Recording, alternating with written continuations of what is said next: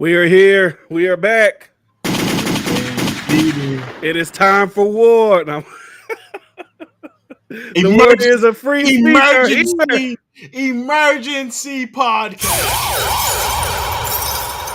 The warriors of free speech are here to debate and defend.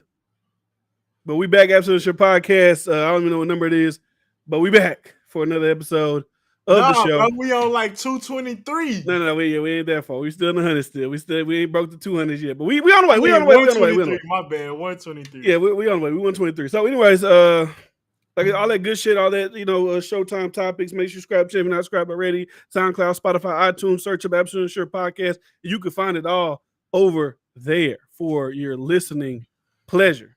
If you're watching live, salute to you. If you're watching the replay, salute to you. We want you guys to be commenting all through the show. We want you guys to be commenting all through the post live shit when you just watch it on your whatever. Because I just want to get everybody's opinion. So obviously you can tell by the title. We talk about Andrew Tate. We talk about the AI rapper, and we got a bunch of other topics to get into as well. Bryce, we'll start off. You have any good things just to start the episode off on a nice note? I ain't gonna call them good things, but Okay. I went to the movies. That was the good thing. Seen 2 movies. Dragon Ball Z was pretty decent, but fucking Beast. Beast was trash. It was trash. I mean, that's a good thing because it's like going to see bad movies is also fun.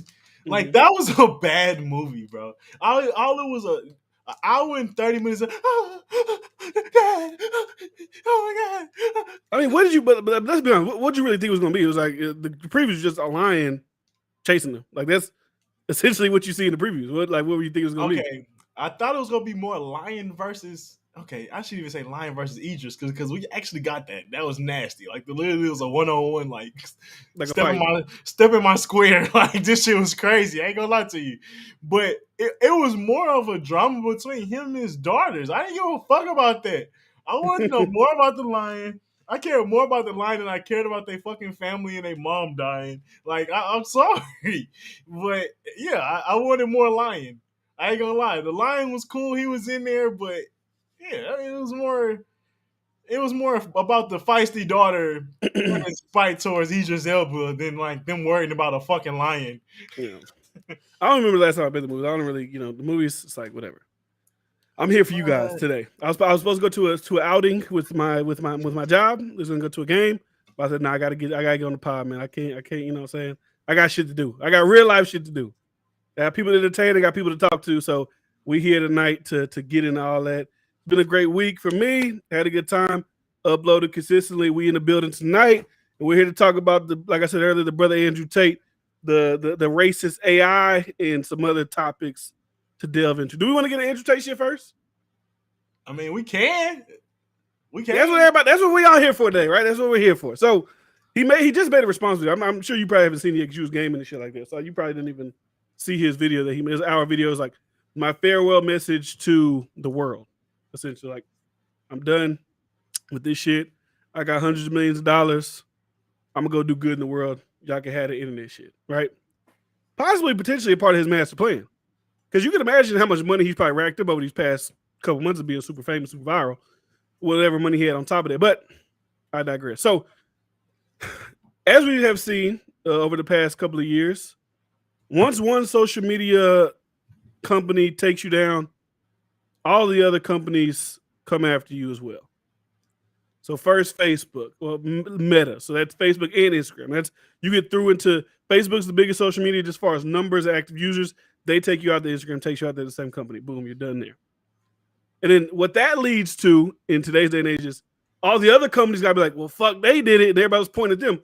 YouTube, why aren't you? TikTok, why aren't you? Twitter, why? So then what happens next? TikTok follows, YouTube follows. I believe he's been banned off Twitter, but Twitter, follows as well. So, I mean, I agree. I know that's how it happens. I know that's how it works. I'm not gonna argue that, but I think it's more of a clear targeting and cancellation of certain narratives and themes more than anything by the liberal media, which is still, I think we'll call social media platforms and stuff like that. I think that's really what it is. It's like we can say it's like, oh, it's pressure from these people, but I don't even think it's that, bro. If I'm being real, like, what pressure is there from, like, what what are we really talking about? When we talk about like little forest fires that happen in media and shit, that's how it was with Trump, right? Like it was like Trump got banned off everything after January 6th, right? I think the only place he wasn't banned on was Twitter. I believe I could be wrong. Some place wasn't banning him. I don't remember what it was. Some place was not banning him. It was just people's going. They found like the most loose TOS type of thing. We banned him too because of this. Like they're trying to do their last little stand, and then they finally swept him away off of there as well. I mean, this is obviously not the biggest one. The biggest one we've ever seen, honestly, in my opinion, is Alex Jones. Like he got wiped off like Spotify. Like he got wiped off. I didn't even know they would cancel people off of. That's true. Yeah, like Visa, like you were saying, like niggas. Like, bro, we got R. Kelly convicted of sexually molesting children, and he's still on Spotify. It's like, what are the standards here? I don't know. But he got, like you said, credit card processors, banks, like god damn. And we're gonna get more into Andrew Tate shit, but I like to talk about like what I really feel like the real shit be going on before we get into like the actual person and the actual individual experiences. But I really feel like shit like this be social conditioning for, I mean, obviously the people that they already got trained as they sheep, and then the people that's like, hey, you speak against us, this is what could happen to you. So it's like I feel like it got to be that type of shit, bro. At this point, bro, we know all sides say nasty shit. We see like things like you said. What are the worst shit? Is this the worst shit we should be worried about on social media? Like, should we even be tripping off social media when we see how everybody talks shit, how everybody don't act like themselves? Everybody's nasty. Everybody, right? Everybody's nasty. Even let's pass the nasty shit. Everybody's acting outside of themselves. Like we portray our highlights, everything. Like nothing's really fucking perfect on social media. I seen somebody ask the question is like, is social media destroying like our fucking like our people mentalities and stuff? You can point to that. You can point to that. But as a whole, bro, are we really like, is Andrew Tate really a problem? I don't think so. And that's why I think they take these opportunities and these people that, I mean, Andrew Tate matters in like to certain things, but in the grand scheme of things, they don't really matter. So they use these people as like prime examples of like, hey, what can happen to you? Alex Jones, he kind of matters, but even then it's like, it's more of a like preemptive thing to me, like, nigga, fuck, we ain't even gonna get closer to a Malcolm X or MLK because look what we can do to a nigga like fucking Andrew Tate that's like just talking about some relationship shit. He's not even talking about real fuck. Like, he'll talk about social shit. He'll talk about, economic shit, but he ain't really talking about the nitty gritty of real shit like that. Like, I mean, I ain't saying he not from time to time, but that ain't his main focus, like an MLK or especially a Malcolm X. At least that's not the clips that they grab. Exactly. To smear him. It's not a Malcolm X. We're attacking the system. We're attacking. It's hard to even say that because Kevin Samuels and they talk about like breaking out of the Matrix and shit like that. Like, it's not like real direct. Like, hey, I live in this place because governments are corrupt and governments are evil. I've seen a bunch of like little clips like that as well. But everybody says it. Like, everybody thinks the government's corrupt. Everybody. Yeah, exactly. Everybody. The most liberal person everybody thinks the government is corrupt in some way, shape, or form. So that's not even controversial because everybody thinks that. Everybody. Thank you. Great point. Like, why is that even controversial to do? Everybody thinks that.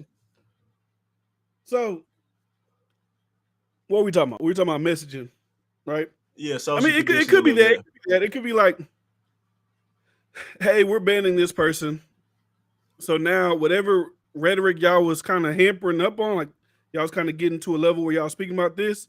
Hey, look, we clipped this guy. He was at this level, so we need y'all to taper it back down, taper your language back down, taper your narrative back down. And I feel like when people are a certain like size as far as like audience, they can thrive outside of it. We see. I mean, really, to be honest, the only person I've seen that's got canceled and still thrives is Alex Jones. Like, they say he's still making like millions and millions of dollars a year on his own site. Yeah, I would think the reason that people not thriving is because of their laziness or shit like that, though. Not because they can't. Because even if you had like a few thousand people, bro, that's enough to keep Patreon going. This dude, Chronicles of Judah, he stopped fucking with YouTube because, like everything he put up there is damn near deemed cancelable. So shit, he put that shit on Patreon. I'm sure he making way more than he ever made on YouTube. And it's like, so it's ways. I mean, he can go like the alternatives. Like there's plenty of conservative people who got banned off YouTube or like just kind of took a stand against YouTube and they moved there's a website called like Rumble, which is essentially just like YouTube, but it's like, on another conservative side, but it'll get blasted like full of racist and it'll get its namings or whatever. But you gotta make the alternates hot, honestly. Am I crazy? Have Alex Jones trended recently? Like he's trended within the last year since he's been Alex canceled. Jones always is trending. Still, right after he's been canceled, still, right? He's been canceled. They still talk about him. Yeah, so that's what I feel like honestly before he got canceled, I feel like he was kind of dying down. But I feel like after canceling him, y'all probably made him stronger. Honestly, because he had that foundation. He got his own website. He got a place where people could congregate. I always say this all the time. I'm impressed by his website because if you go to his website right now, you still see he posted his full 3-hour show, and this shit get like 250, 300,000 views still, and it's on his own platform. That's a lot. If you can pull that many people on your own platform, and you independent, you gonna make some money. Question. What's up? Do you think like short term? Of course, these like social media accounts don't really think about it, but like, do you think in the future, like they'll pay for like these type of actions? Not as far as like, not as far as like criminally anything like that, but just as far as like engagement. Same how like news media is today. Like nobody don't fuck with them as much as we used to because they like basically lost they credentials or whatever you want to call it. Like they lost their credibility is what I'm saying. Will they pay for what? Well, like this have long-term effects towards like how people are like trust them and use them long-term. Like, of course people right now gonna keep fucking being on Twitter, but do you think it have long-term effects if they keep this up? No. You don't think so? No. Because also the thing too is like a lot of these people, maybe not Alex Jones, but I feel like an Andrew Tate guy, like a lot of his like fame and notoriety isn't always I don't think it's solely predicated on people really like him. That's not to say there's not a lot of people that do like him, but a lot of it is like meme type shit. A lot of it is just bandwagon shit. I don't know if he's been around long enough to have like a truly no, because he got the Hustle University shit. There are thousands of people on there, so I don't know. I'm not talking about like Andrew Tate personally, like he pulling fans away from them. I'm saying like people see like the culture of like they keep canceling people versus like how like Twitch versus YouTube. Like Twitch don't be tripping on being able to play music on there. So people, if they really Twitch be banning the fuck out of people for saying little dumb shit. Yeah, so it's like for some reason some people go to Twitch over YouTube because they try to do this. And I feel like either that's gonna have a long-term effect where it's people like we can't say what we want to say, and like that leads to people trying to find other places to put content. I just think it kind of breeds a opening for like some type of other lane or but I mean think about it when other people try to do these things, when people try to open these lanes, think about this. Like I said, I don't care what you think about it. If you think it's because they'll just label it anything that's not mainstream, like left type shit that tries to create something else that allows people who get banned to go on them. They always call it alt-right, they always call it racist, full of whatever. That's true. But whenever there's this one company, I forgot what they were called, they were trying to do their thing after Trump got banned. When Trump got banned off Twitter and all that shit, he went over there, blew that shit up. A bunch of downloads. It was one of the top apps on Apple. And Amazon, who has like an Amazon web service thing where you can make your own websites or whatever through them and be hosted on there because they have 1 million servers. They cut them the same day. Yep. So it's like they could easily just cut the legs out from under you. So it's kind of like even when you try to start it, eventually they can cut the legs out. That's why I said the only other video platforming, other video type thing that I know about is that Rumble shit. That's the only thing. Yeah, and I feel like that only lasts until they get big because even with like TikTok, that was like the rebel kind of app, and they banning people just left and right too, and they might not ban some other shit that's just as fucked up. Yeah. So I think that's a part of the matrix we talk about. Like when they go public as a company, you want ads. If you want ads, you gotta attest to what these ads and what these people will want as far as like representative of their brand. So at the end of the day, everybody end up kind of saying the same shit because everybody want the ad money. Unless you're gonna be out there on your own, unless you're gonna be kind of. Well, I mean, I saw. Yeah. I was on Twitter. I reacted to this thing a couple of days ago. It's like an activist account. It's like Center for Online Hate or something like that. They was literally like they put up a Fresh and Fit video that was like Andrew Tate explains why he moved to Romania, right?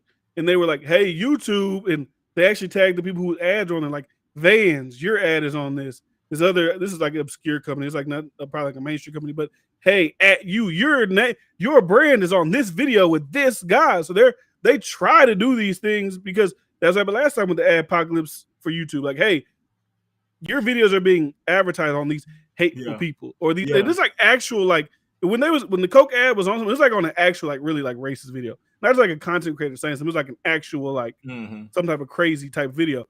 But the thing with I react to a video today too. And I feel like social media, like our comparisons are just so out there. They're so fucking insane. The H3H guy, I don't even know if you know who that is, but the H3H guy, he was literally comparing like, because people are like, man, you shouldn't ban Andrew Tate, or hey, if you have a problem with some of these what you consider bad ideas, how about you just debate those bad ideas? That's the way to crush bad ideas, is with your good ideas, right? And he was like, would y'all say, hey, we should allow ISIS to, like, he was comparing him to ISIS in the KKK. I'm like, are we really like KKK ISIS? Is that it was what, like some people you shouldn't give a platform? And my argument to that is simply, have you done research outside of your form of thinking? Because universities do research on anything, whether it's racism, whether it's oppression. Everybody's doing some research on it, writing books, writing like so. There's millions of fucking movies written about fucking Hitler and the Jews. And same with slavery. Well, I think the difference with that is most of those are written in a negative light, not a positive light. So he said, should we allow KKK to have like a positive YouTube channel about why we should join the KKK, why we should? My point with that is like, you're really gonna compare this guy to that. That's the crazy part to me. He was being disingenuous just to get on H3 part, because he was talking about Gideon and talking about, I don't think you really shined a negative light on that, which is bullshit. And to me, I think even when you bring questions, that's doing a good enough job. You don't always have to be negative about a conversation. Are you questioning what their beliefs are? Are you just being a yes man? And obviously, most people that have a conversation and debate are not being a yes man because they wouldn't want to have a debate with that person in the first place. So that's why they're giving them a platform to question their beliefs or to bring up something to highlight what they want to talk about, whatever it got to be with. So I just think H3 don't know what the fuck he talking about, essentially, because there's too many examples of people being scholars at shit that we would be considered negative. And what are we talking about? Why would they ever study that? Like, what are you talking about? Like, people have the right to do that. People study, like you said, you will talk to fucking killers and serial killers and shit like that just because you want to get some type of window into their thinking. Are you fucking elevating the? Are you trying to market? Am I making them look cool? Am I like making people want to turn into serial killers? I think it's just a conversation people want to have. It's like nobody would go to that. Like, you'll see, this is a big channel, a very big channel. You'll see nobody going over to the Soft White Underbelly channel and be like, why is he interviewing rapists? He interviews rapists, racists, Ku Klux, like active Ku Klux Klan members. He interviews like there's all types of people, right? Incest people, all types of people. But when you watch those videos, you don't think that he's like that. People are gonna watch this like, you know what? Incest looks all right. You know, these people ain't talking about it too bad. They're being a grand wizard of KKK. Like, if anybody watches that and they're like they get drawn into that, they was probably wanting to maybe possibly get into that shit anyways. Most likely. Like, it's like anybody can watch a Gideon video and be like, the KKK is fucked up. They hate black people. It's not gonna nobody. If you watch that video and be like, hey, that KKK guy was kind of nice, I should look into maybe joining. You probably was ready to join some shit like that to begin with. You was probably already around some programming like that. Yeah. Yeah. That's just stupid. I don't think Andrew Tate really deserves to be banned. That's just a title. Get niggas to click on it and come in. We're talking about why people do believe he deserves to be banned, and we'll discuss why we don't think so. But yeah, I think it's that thing. It's like I feel like he kind of shot himself in the foot too, in a way, because he was like, oh man, these clips are getting taken out of context and they're going viral. It's like, but within his Hustle University thing, he wants his people to clip his shit up. That's the plan. Like, hey, y'all make TikToks of me. Y'all create the clips. Y'all put them out there. It's like a double-edged sword. Like, your people are the ones putting out the clips, and then it just allows people like H3 or whoever. I always say H3 because he's like, to me, he's the biggest like leftist whatever person that I see on social media. But like, it's easy for them to use those clips now and be disingenuous with them. But you're telling your fans to create those clips. Yeah, I mean, you can't. I don't think you can use that as far as blaming him. Like, there may be some other reasons for him being like being a little too entertaining instead of being more logical and presenting the knowledge, maybe. But even then, it's like, do you really blame somebody because you gotta market yourself to the media that's I mean, I think you made a good point. That's why I was like, that's the drawbacks of media. Like, I feel like a lot of times when I talk about shit, I over-explain shit too much. Because it's easy for me just to say something and then just let y'all just go whatever way with it.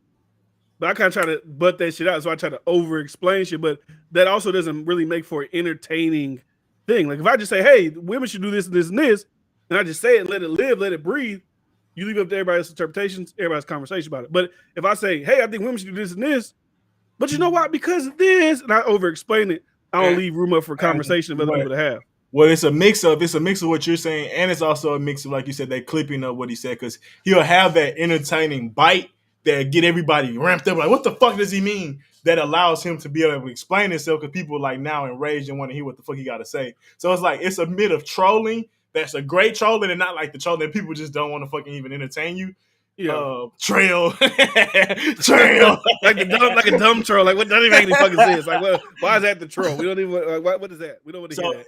They'll take that part where he was being clickbaity, where he was being a little bit of trolly, to be more engaging into the conversation later and ignore everything else. And that's even people in general. It's like, I'm not about to listen to the whole fucking conversation. Yeah. Like, that's just how people are. So, yeah, I think it, but even with Charlemagne, like, people fucking love him for that. Then they like try to cancel him for that. Like, it's, you said it's a double-edged sword, but then it's like only for some people. Because you can be so disrespectful if you're the other side constantly. Yeah.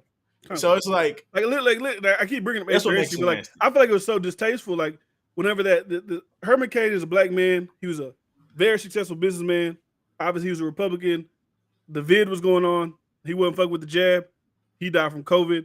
He's on his podcast, literally like laughing at this man dying. Like is that the type of those are the people y'all want leading? Like, what's the difference from that and the other shit? Like saying women are property, yada yada yada, and you're just saying it from like a biblical whatever. Like you're literally laughing at a guy dying just because he didn't agree with doing this, and that's socially acceptable.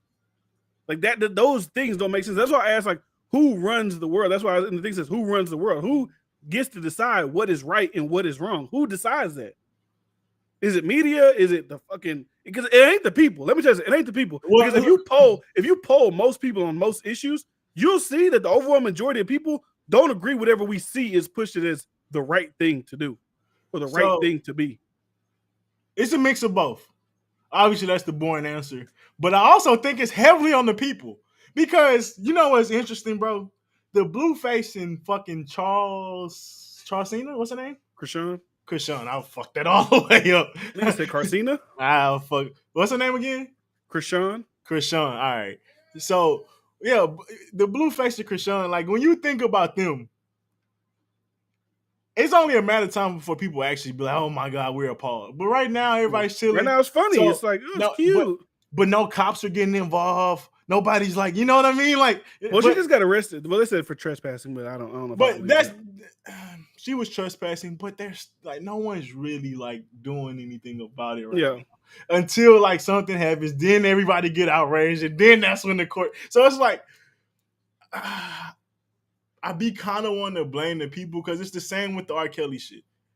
We let that shit go on forever because no one really cared. But then, you know, they got that one fucking doc that just happened to work because perfect timing, cancel culture, whatever. Get them the fuck out of here. Now people care. So it's like, but I don't know, bro. It's a mix of both, because I don't think people care enough about Andrew Tate. And I also think people don't care enough about the therapist as well that got fired from her job. Yeah. So it's like, to a certain degree, it's like some people really don't be giving a fuck. And you just end up being on the bad side of shit. Because you can be, I think that the therapist lady, just to get on her a little bit, she's on the right side of things. Like, she can talk shit about black men. She's a black therapist. Like, support black women. Like, she's on the right side of the fence. But she just so happened to just upset the wrong people, bro, and got her the fuck up out of here. So it's like, it's kind of people, bro, when you think about it. It's like, nigga, if you just piss me off the wrong day, nigga, like. But my point, I know it'd be people, like, but my point is, it usually be like a loud minority of people. It don't be overwhelming majority of people. Because, like I said, with the instance of like, let me just bring this back. And this I thought I said I always bring up like LGBTQ when I think about things, but it's like when I think of the left, their issues that they hate people on is usually Republicans. When I think people on the right, it's to be like LGBT shit in school. So that's why I use it as a thing. My point is, like, in the media when DeSantis put out that bill that was like, the left called it "Don't Say Gay," right? And it was labeled as bad, evil, whatever, right? My point is, if the most people that don't even pay attention to that shit, if we polled America about that bill, most people would agree that that bill is okay and they would want that in place because it states kids in second and third grade shouldn't be learning about X, Y, and Z. Well, but I feel like not enough people speak out about things, and there's usually the loud minority of people who speak out, and those people's voices get heard because most people ain't even give it. One, most people don't give a fuck, and two, for some reason, the people who are behind these people, Andrew whatever, their voice isn't as loud as these people. It feels like that's what it is. I was about to say I feel like you was missing the point, but you ended up getting to it. I feel like I don't even think it's the minority. I think it's the majority to a certain degree, because they get to put the narrative out before you get to read the research, before you get to know the person, before you get to know what's actually in the bill. So they already like kind of programming your mind to look a certain type of way or have a certain type of bias. And that's the same thing with Kevin Samuels or any of these other people that end up on the wrong side of things. Before you really get heard clearly, you were already getting clipped to be canceled potentially. And you already on the defensive, and most people not ready to handle the defensive when it comes to fucking media, bro. The media never loses. Social media never loses. Like, it's hard for you to come back from that a lot of times. So, which is trash. And you would think other content creators would be the ones to not indulge in it. They bitches. It's too easy for it to come to you. Anybody can get clipped out of context. Anybody. So you would think they're like, maybe I'm not going to do that as well, right? So I just want to go through these things. Like even for Andrew Tate, right? The clip you see a lot that gets posted about him as far as women is choke the bitch, slap the bitch, yada, yada, yada. That's the clip. But if you watch the full thing, he's saying if a woman is chasing you with a machete, but they chop that part off and then they just play choke the bitch, slap the bitch, throw it. It's like, bro, you're missing the entire like getting chased with a machete part. Why y'all? That's why I don't like shit because everything's disingenuous. That's how I felt during the vid pandemic thing. It's like with like the Joe Rogan shit. Like he's taking ivermectin horse paste. Like bro, like, but y'all ain't gonna tell people that that's actually a real, like there's pills, like that's a real thing. Y'all just gonna keep like lying and like y'all talk about misinformation. Y'all talk about misinformation so much. So why are y'all misleading? It doesn't make sense to me. If you give basic details about medical advice and things like that, it would always sound crazy. There's a lot of shit that you would be like, they use that for that as well as humans. Like, so it's a great troll, bro. Look at this. This is from The Guardian, right? This is a very a big internet newspaper, right? So they're just detailing things that Andrew Tate did. So I just wanted to go over a couple of these and go through them. So it says, he also thinks rape victims must bear responsibility for their attacks. I spoke about that on my show. How I feel we've spoken about that before, and I always try to frame it in a conversation because it's easy for people to try to dismiss you when you say yeah, women should be more aware of their surroundings because they'll just look at that. I frame it as what I'll tell my daughter is this, so she doesn't get in certain situations. That's how I try to frame it because I think that's the easiest way for people to kind of try to not take you out of whatever and not shut you down. But then he also did a video where he said he dates 18 to 19-year-olds because he can imprint them. And he also said because they haven't been through as many bodies. I feel like you really break that down. Most men really don't want to women with a lot of bodies. So you could assume that those girls wouldn't, maybe not in today's society. They probably have been fucking a lot in high school. But that's one thing.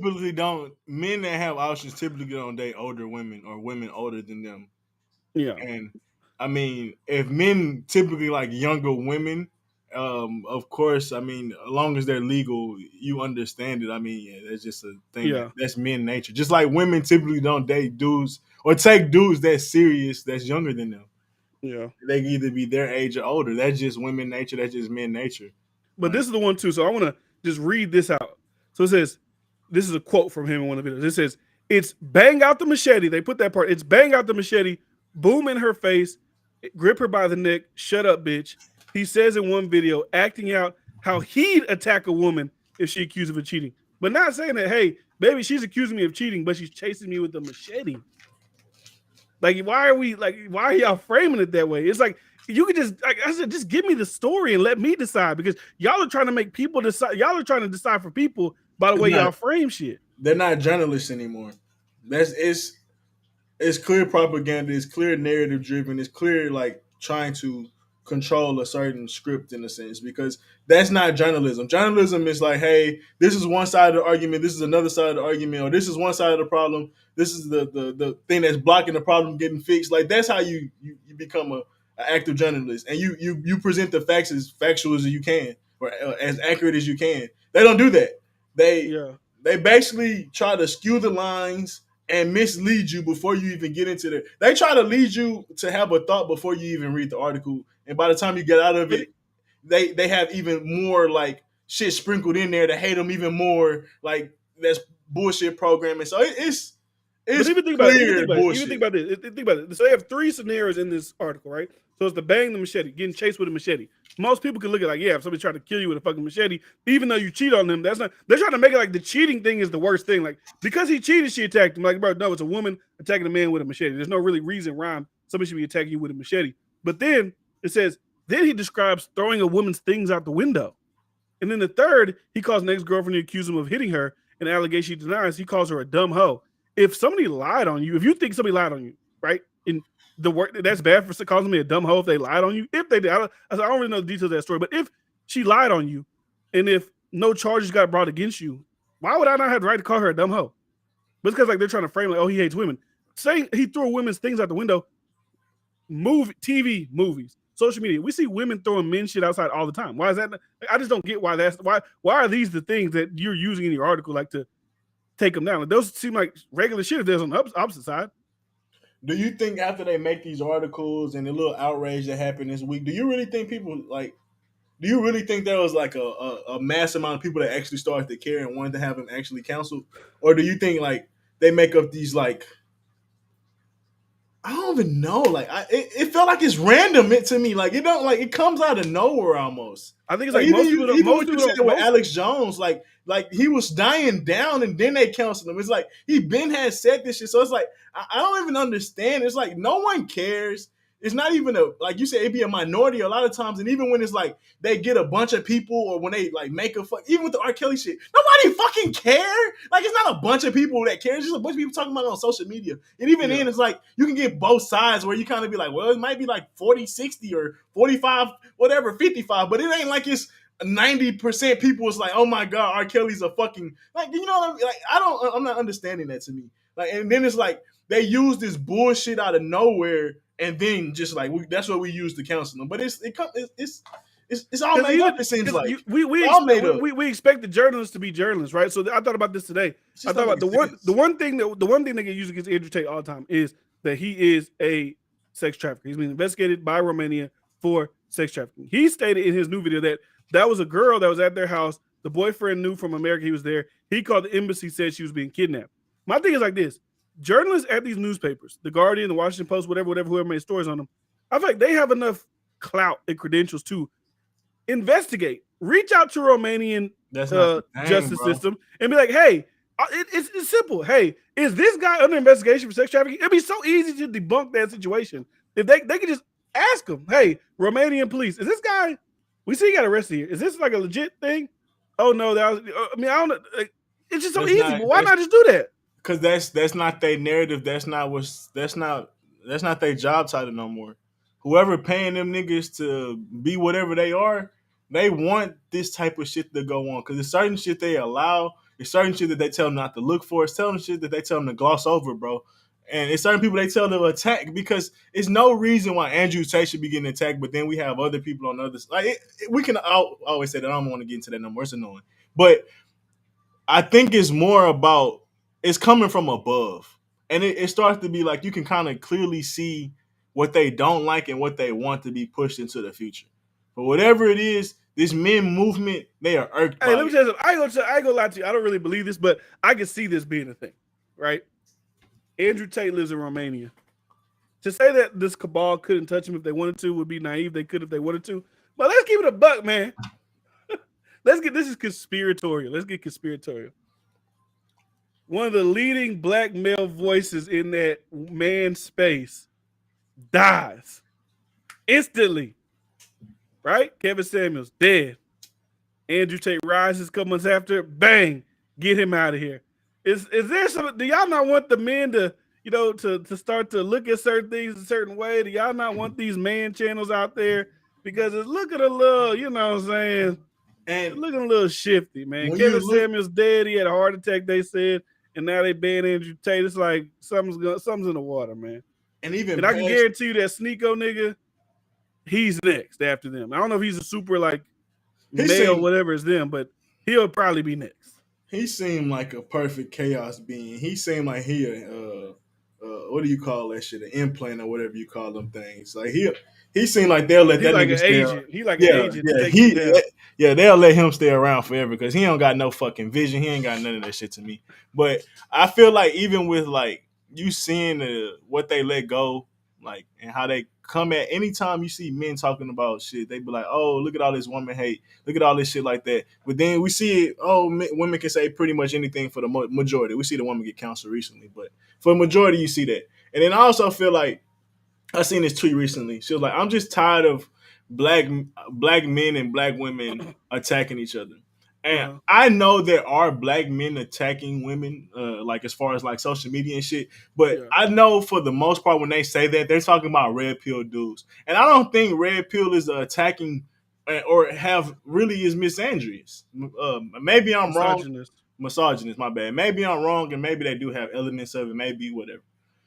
I don't know. No, fuck that. I don't think red pill niggas hate women. Fuck that shit. I'm not even about to entertain that shit. I don't believe it. I don't think a nigga would create a channel on how to get women hate women. That's just fucking stupid.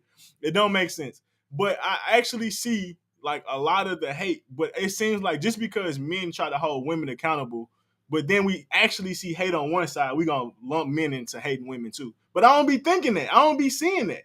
And it's not as prevalent for sure. And I don't know. I just think that shit is all a form of like you see what the media like to allow, and it's okay to hate men. It's in Wonder Woman throughout. Almost every man in the Wonder Woman movie was an asshole or basically a villain type dude, or was a creep or like a peeping Tom type dude. If you ever watched the new Wonder Woman, and it's plenty of those movies where every man is a fucking villain. So I don't know, man. I think I also seen a tweet. It was basically talking about how the young men is the biggest threat to the society.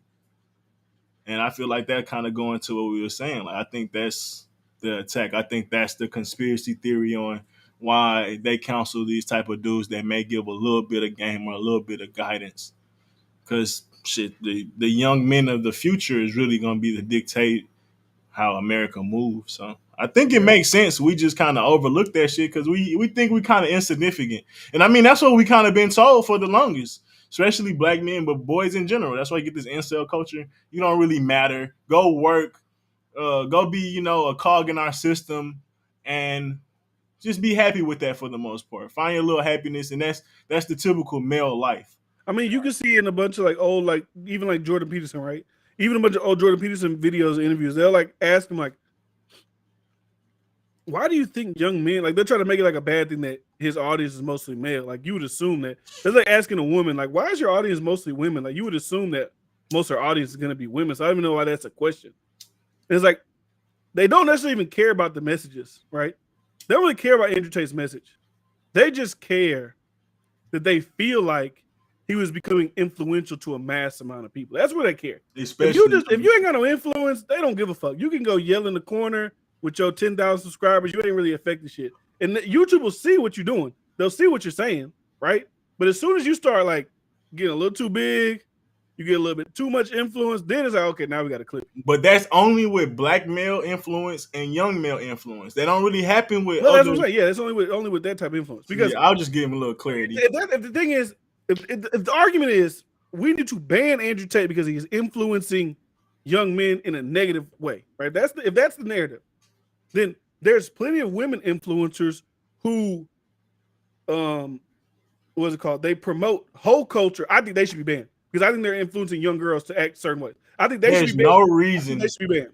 Why Sukiyana and the Amber Roses should even exist. Like I was gonna say Meg Thee Stallion, but at least she fucking raps. Yeah.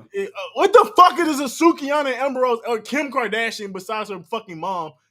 Besides being a fucking known of dating people less famous. Well, not see, I'm because I always get the Kim Kardashian thing. Like, I'm taking her out of it because I'm talking people who like explicitly like be a slut girl, be a hoe, suck a dick. Like I'm talking about those type of people.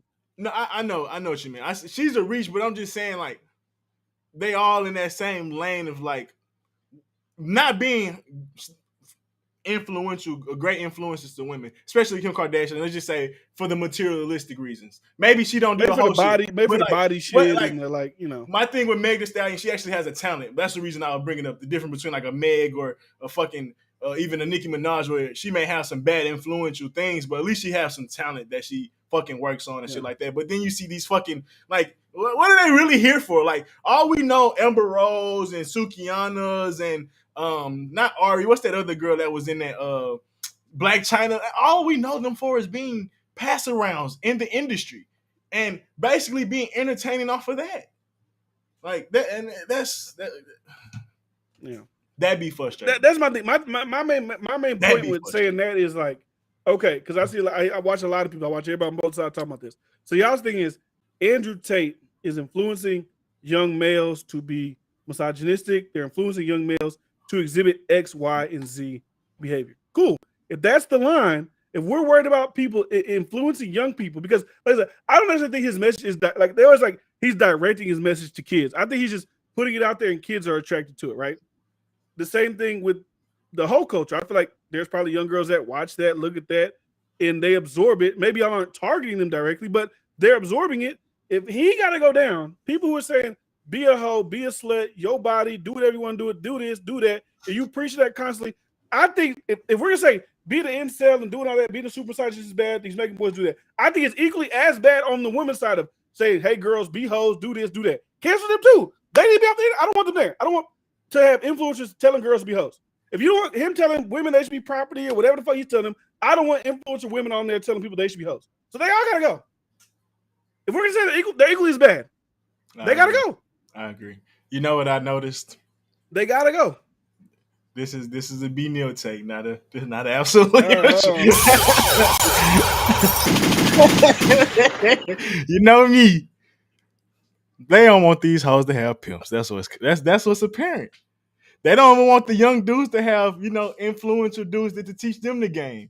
That's what's apparent. They want everybody to be out here just loose hoes so they can pimp them out. They want these young women to be out here to be easily pimped because let me be real. Let me stop being funny. Single environment or single culture is more better for capitalism than the family household, all that shit, because people save money, all those other different things. They think about what they spend. They're kind of cautious and cognizant of it. You have more control when you have a bunch of single people, no guidance, no respect for culture, no respect for religion. So they disrespect religion. They disrespect past like things that's traditional, because like being a real man, that's toxic. Being a husband, reshape what you really should expect from a wife. Like they don't respect none of the traditional shit and how it used to be. They at least they want to mold it and shape it up, even if they gonna use it at all. So what the fuck am I saying?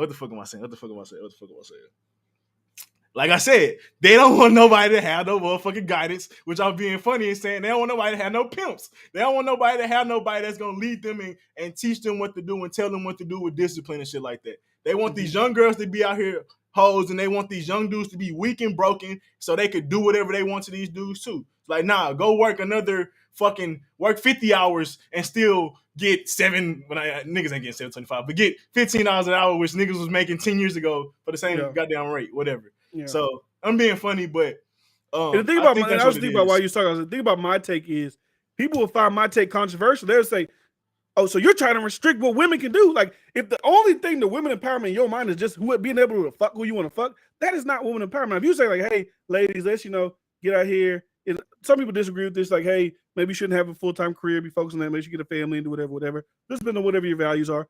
But like, if the message is be hoes, suck dick, live your life, girl, fuck who you want to fuck, people on the side that are like the left, they'll probably be like, no, that is a good message. No, you shouldn't.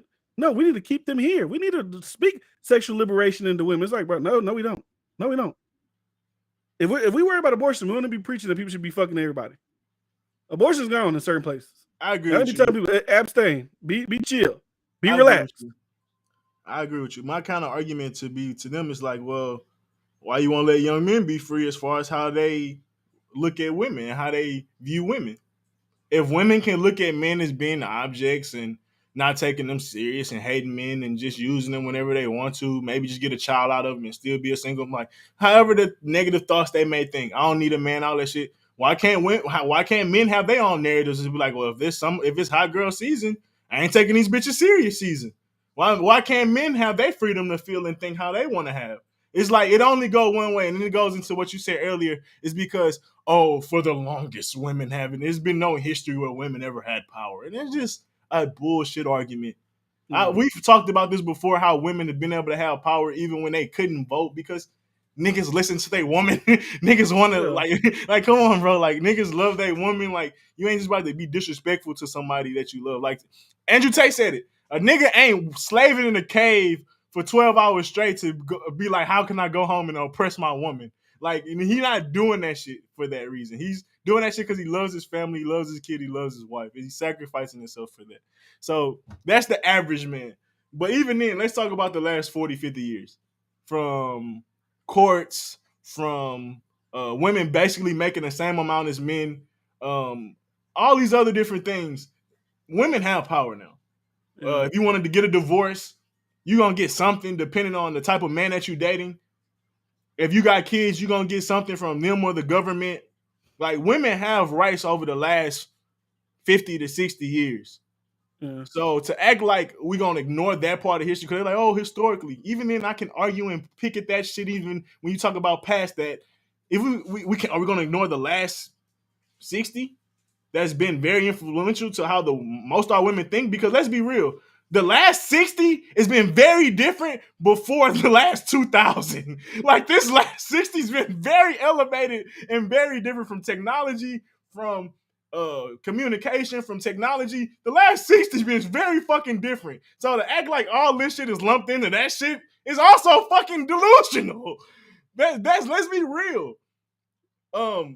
To a certain degree, because slavery. I feel like a nigga will be like, so, how you feel about slavery? You feel like that's still lumped in, bitch? Nigga, you can see motherfucking drug trade. I mean, what's the war on drugs? Nigga, there's shit all in between. Nigga, stop it. Prison. All that type of shit. There's still shit going on. All right, nigga. All right, I just had to argue myself. I'm sorry.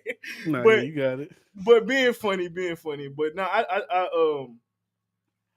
like I said, you brought that up before we started this podcast about women don't have rights and stuff like that, and that's just disingenuous. So it's more of a like. Well, he said not necessarily they don't have. Well, I guess he said the structure of power isn't to where if women are bashing men structurally, systematically, they can't do nothing to oppress men. So let them have fun. Let them talk shit about you. Women can talk shit about men. He's fat, small dick, short, yada yada yada. This that. But God forbid you say, you know what, she's not that attractive. I wouldn't want to date her. What? You're being a sexist? It's like whatever the fuck. It's like, bro, we gotta stop the shit. It's childish. It's very childish. I'm fair on all sides. I made a video the other day where there was like a Berkeley student union or something. They said no white people allowed here, and I was like, no, hey, that's kind of fucked up. We look at Flying Low says cool. He said fuck it. You know, say we got our own shit. Fuck him. But I'm just trying to keep it even. Like, hey, what if I'm just trying to keep it even. But I mean, plenty of white people tell us we ain't allowed and shit. They make their own rules. You can't wear Jordans, or you can't wear typical shit a black man would wear, or you gotta have a certain credentials or resume that would only come from a certain pedigree of lifestyle. Like they know how to do it. Oh, you want a bank loan? Oh, well, you get this much interest because your parents had bad credit. Like they have their way still to denying us. So I agree. If we want our own shit, I think it's cool, and I don't think black people should be begging to be in that shit. If they want to keep their shit secluded, good for them. I don't give a fuck. I want some secluded shit too. Leave us the fucking alone too. I don't blame you. That's what it was. It was black people shit. It was black people shit, and there's ain't no white people allowed. But I don't know. I like to keep shit consistent. I like, bro. If that shit happened and it was like a white people in Alabama that was like, hey, the University of Alabama, no blacks allowed. Hey, if you bring a black over here, they can't be in the common room because the white people gonna feel. Nigga, that should have been on every fucking news station. That should have been on every goddamn thing. It's the same thing we talking about with the women. It's like, hey, women can talk shit, men can't talk shit, but it's like, oh, it's because I just like to keep shit consistent. That's just me. But Yeah, Everybody got their own opinion. It's a historical context that come with that type of conversation, though. Because when you start talking about black people being banned, you start thinking like, "Oh, these motherfuckers gonna hang you if you even around." Like, ain't nobody gonna harass a white person for being around the campus. They just gonna politely ask them to get off the campus. But like, if a black person happen to be around the campus, you feel like if they have that rule, you may get fucking be missing type shit. That's the different vibes I feel like. So I understand what you mean with the fairness, but I feel like also it comes with a lot of historical reasons why you'll look at why white people having a reasons for wanting to be secluded versus like black people. But like, then you get a feminist say that same shit about the women, men and women dynamic. They're like, well, yeah, because women could never. That's historical. They'll just hit you with that shit. Have your women only gyms and watch that shit die because women want to be looked at. Do what you do. Have a woman's only league. They about to clip that shit. That shit niggas go clip. Damn, nigga, you all right? You cut your mic off? Yeah, because I was coughing and laughing. That was too loud. Damn. I mean, they could clip that, but I'm just being real. I mean, we can get off of this, but there's a bunch. I was thinking about it's a bunch of stupid conversation between men and women. It's like I'm so tired of every 3 months they bring up the fucking like LeBron James makes more money than every WNBA player combined. Like, duh. Why the fuck do we keep having that conversation? Duh. You're not gonna social justice money into the WNBA. I'm sorry. It don't matter how many people you try to get behind. Damn, he makes more money than everybody combined. You're not gonna social justice money to them. How about you just go watch they shit, go and buy their jerseys? That's how you gonna get the money. You're gonna social justice your way into getting these women millions of dollars. You're just not gonna do it. The funny shit is he probably makes more money, like brings in more money for the league than the WNBA makes. And then the second shit is, nigga, the WNBA wouldn't even be around if the NBA didn't make it. Literally, a men's league made the WNBA. It came. And you see all the NBA niggas like they stay like trying to like you'll see them tweet like, dang, did you see at whatever WNBA player? Man, they're trying to like, come on, y'all niggas ain't really watching that shit, bro. I ain't trying to hear that shit. It sounds good, but y'all niggas ain't really watching that shit, bro. And you know what I hate? And they make it worse for themselves too, because like Bleacher Report will like post a clip and they'll like tag it with their other like their women's page, and they'll be like a girl going down a dunk, and they'll be like she barely grazes the rim, and then the announcer be like, "What a jam!" It's like, bro, stop playing them. Y'all know when y'all put that shit on social media, niggas are clowning. Like they call it sexy, but bro, honestly, drop the rim a little bit. If y'all want them to start slamming that bitch, drop the rim. In the Olympics, men throw 16-pound shot put, women throw 8-pound. There's a reason for that. Because if them women had to throw 16-pound, them 70-foot throws they give with the 8-pound would probably turn into like 30, and that shit ain't that great. That's just not that spectacular. Lower the rim down. Like, let's just, like, come on. What are we doing here? That should be fun as fuck. Like, lower the rim. Let them start trying to do 360s, windmills, something. Like, they be barely dunking it. And then they be like trying to make it like it's the most crazy thing in the world. Like, whatever it was, 10 feet? It's 10 feet, right? In the NBA or something like that. Drop that bitch down to 9 at least. Nah, give them 8. Let them. 8 might be a little too low. But you gotta think that make a center look like a center. Like if a girl's 6'7", she a center. She could just like a Yao Ming could or a Shaq could. All they gotta do is put their hand up to the goal and grab it. And I feel like that's what maybe 9 foot, make them jump a little bit. But I think, a center don't have to jump to touch the rim, and I think that's what it should be. A woman, if she touch a center as a woman, 8 foot she should be able to touch. 9 foot, I think I can't touch 9 foot if I just stand up, and I'm 6'2". So 6'7" maybe, but no, I think maybe not 8.5. Give them 8.5. 8.5. Bro, let that shit first of all, nobody's really watching this shit to even really see the change. It ain't like people getting demoralized. Like, oh, they dropped the rim. It's like I said, it's like saying like even like when you think about hurdles, right? We used to be I didn't run hurdles in high school, but like you would see hurdlers, right? When the men run hurdles, they lift it up a little bit. When the girls do their hurdles, they drop it down. Like that's in every sport that has the same male and female competitors. Always a different. Like y'all made the ball smaller. Cool. Now drop the rim a little bit. No bullshit. I would want to see a girl dunk on another girl. Like that may like bro, we want to see you get posterized. That may be lit, bro. Like you ain't getting posterized barely grazing the rim. Like that, they're both at the rim. I want to see women ain't getting mad enough. And the thing about that is, like you see like when LeBron like chases somebody down and blocks a dunk, You're not gonna see that in WNBA because most women can't even get up there and touch the rim. We want to see some chase down blocks. Y'all gotta make this shit more interesting, bro. Y'all gotta do all that shit. Yeah, like we need passion. You dunk on somebody, motherfuckers get mad when you get dunked on. We need more passion. When you seen a WNBA fight? I don't know. I think I saw one like a couple weeks ago. Oh shit. I think I see one a couple weeks ago on the thing. But those are just the things that you could do to make it better. Stop complaining about LeBron makes this much and they make this much. Yeah, nobody watched it. Lower the rim a little bit. Let's have some posterizations, not some barely skimming the rim dunks. Like, let's lower the rim, shit exciting, and make the court smaller so they can move up the court faster. Like, make y'all look more athletic. Let's put y'all in a place that make y'all look as athletic as possible. We don't need y'all running the same length because a woman running up and down the court, and LeBron can do that in what they said 3.5 seconds. I seen Sports Science, nigga. A woman do that shit. I see Giannis go from half court to the rim in 3 steps. A woman do that with nigga. She gonna take about 8 seconds to do that. Come on, bro. Let's do things that's gonna make them look. But I think it's like I think they really fear that it's gonna like demoralize them. It's like, bro, it's not. It's gonna make it more interesting. Facts. But that's sexy. Nigga, you see Gilly out there? That nigga Gilly just won a 3-on-3 tournament. Nigga, that ain't full court. That nigga felt like a fucking king. He was hitting them all the time. I ain't gonna lie.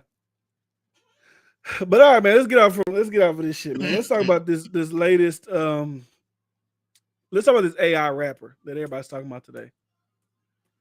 You frozen? Oh, I thought you frozen. But like an old ass nigga got the thing. Yeah, back in my day, I was Yep. But anyways, AI rapper. What have you seen about this AI rapper? I mean, I just seen the little skimmings of it as far as like there's a white dude that created it. I think he's on Atlantic, I believe. Capital. So I mean, it's funded. It's an industry thing. I think it's they got him saying nigga. He say nigga, and I'm thinking this is the wave that they may try to push because I seen somebody tweet that they already got dudes being AI producers that make make beats every 5 minutes like with ease. So it's like they make these AI rappers. It's cheaper. You may not have seen this. Capitol Records severs ties with AI rapper, issues apology after facing criticism for gross stereotypes of the black community. So it's already been dropped from his label after a day of being signed because people's outraged. It's like, why is this? They're calling it digital blackface. All these things. They're like, whoa, maybe we fucked up, and then they dropped them. No, that shit is weird. We talking people on GTA and like RP world be talking about that shit. They're like, y'all come on here and start acting black. That shit weird. That shit racist.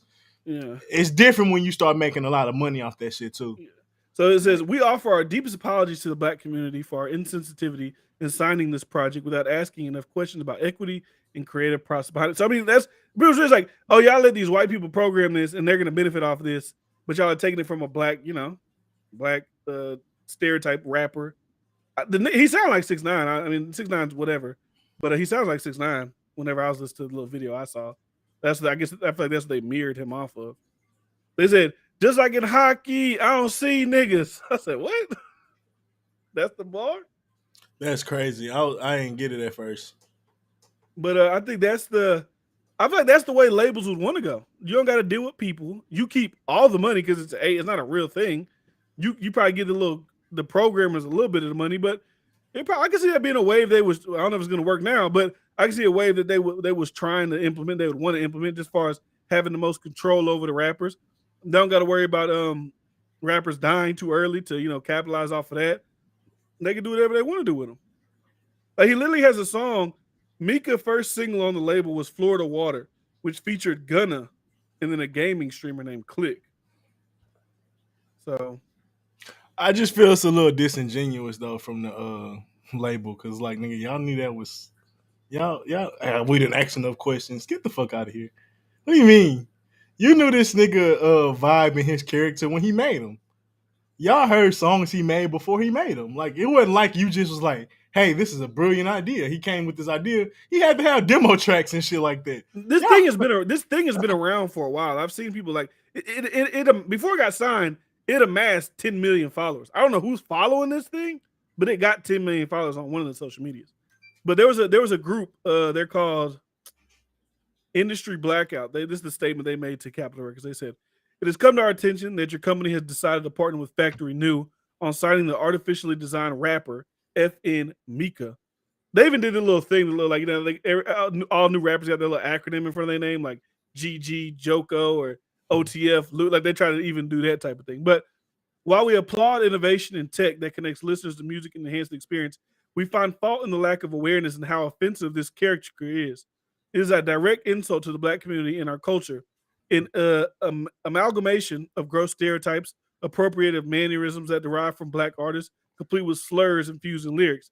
The digital, they be using these damn words, boy, effigy is a careless abomination and disrespectful to real people who face real consequences in real life. For example, Gunna, a Black artist who is featured on a song with FN Mika, is currently incarcerated for rapping the same type of lyrics the robot mimics. The difference is your artificial rapper will not be subject to federal charges for such. For your company to approve this shows a serious lack of diversity and resounding amount of tone-deaf leadership that's simply unacceptable and will not be tolerated. We demand this partnership be terminated, a formal public apology is issued, FN Mika removed from all platforms. Furthermore, all money spent by Capitol Records and Factory New for the project will be allocated to charitable organizations which directly support Black youth in the arts, as well as marketing budget for Black artists signed to Capitol Records. We look forward to your response and compliance.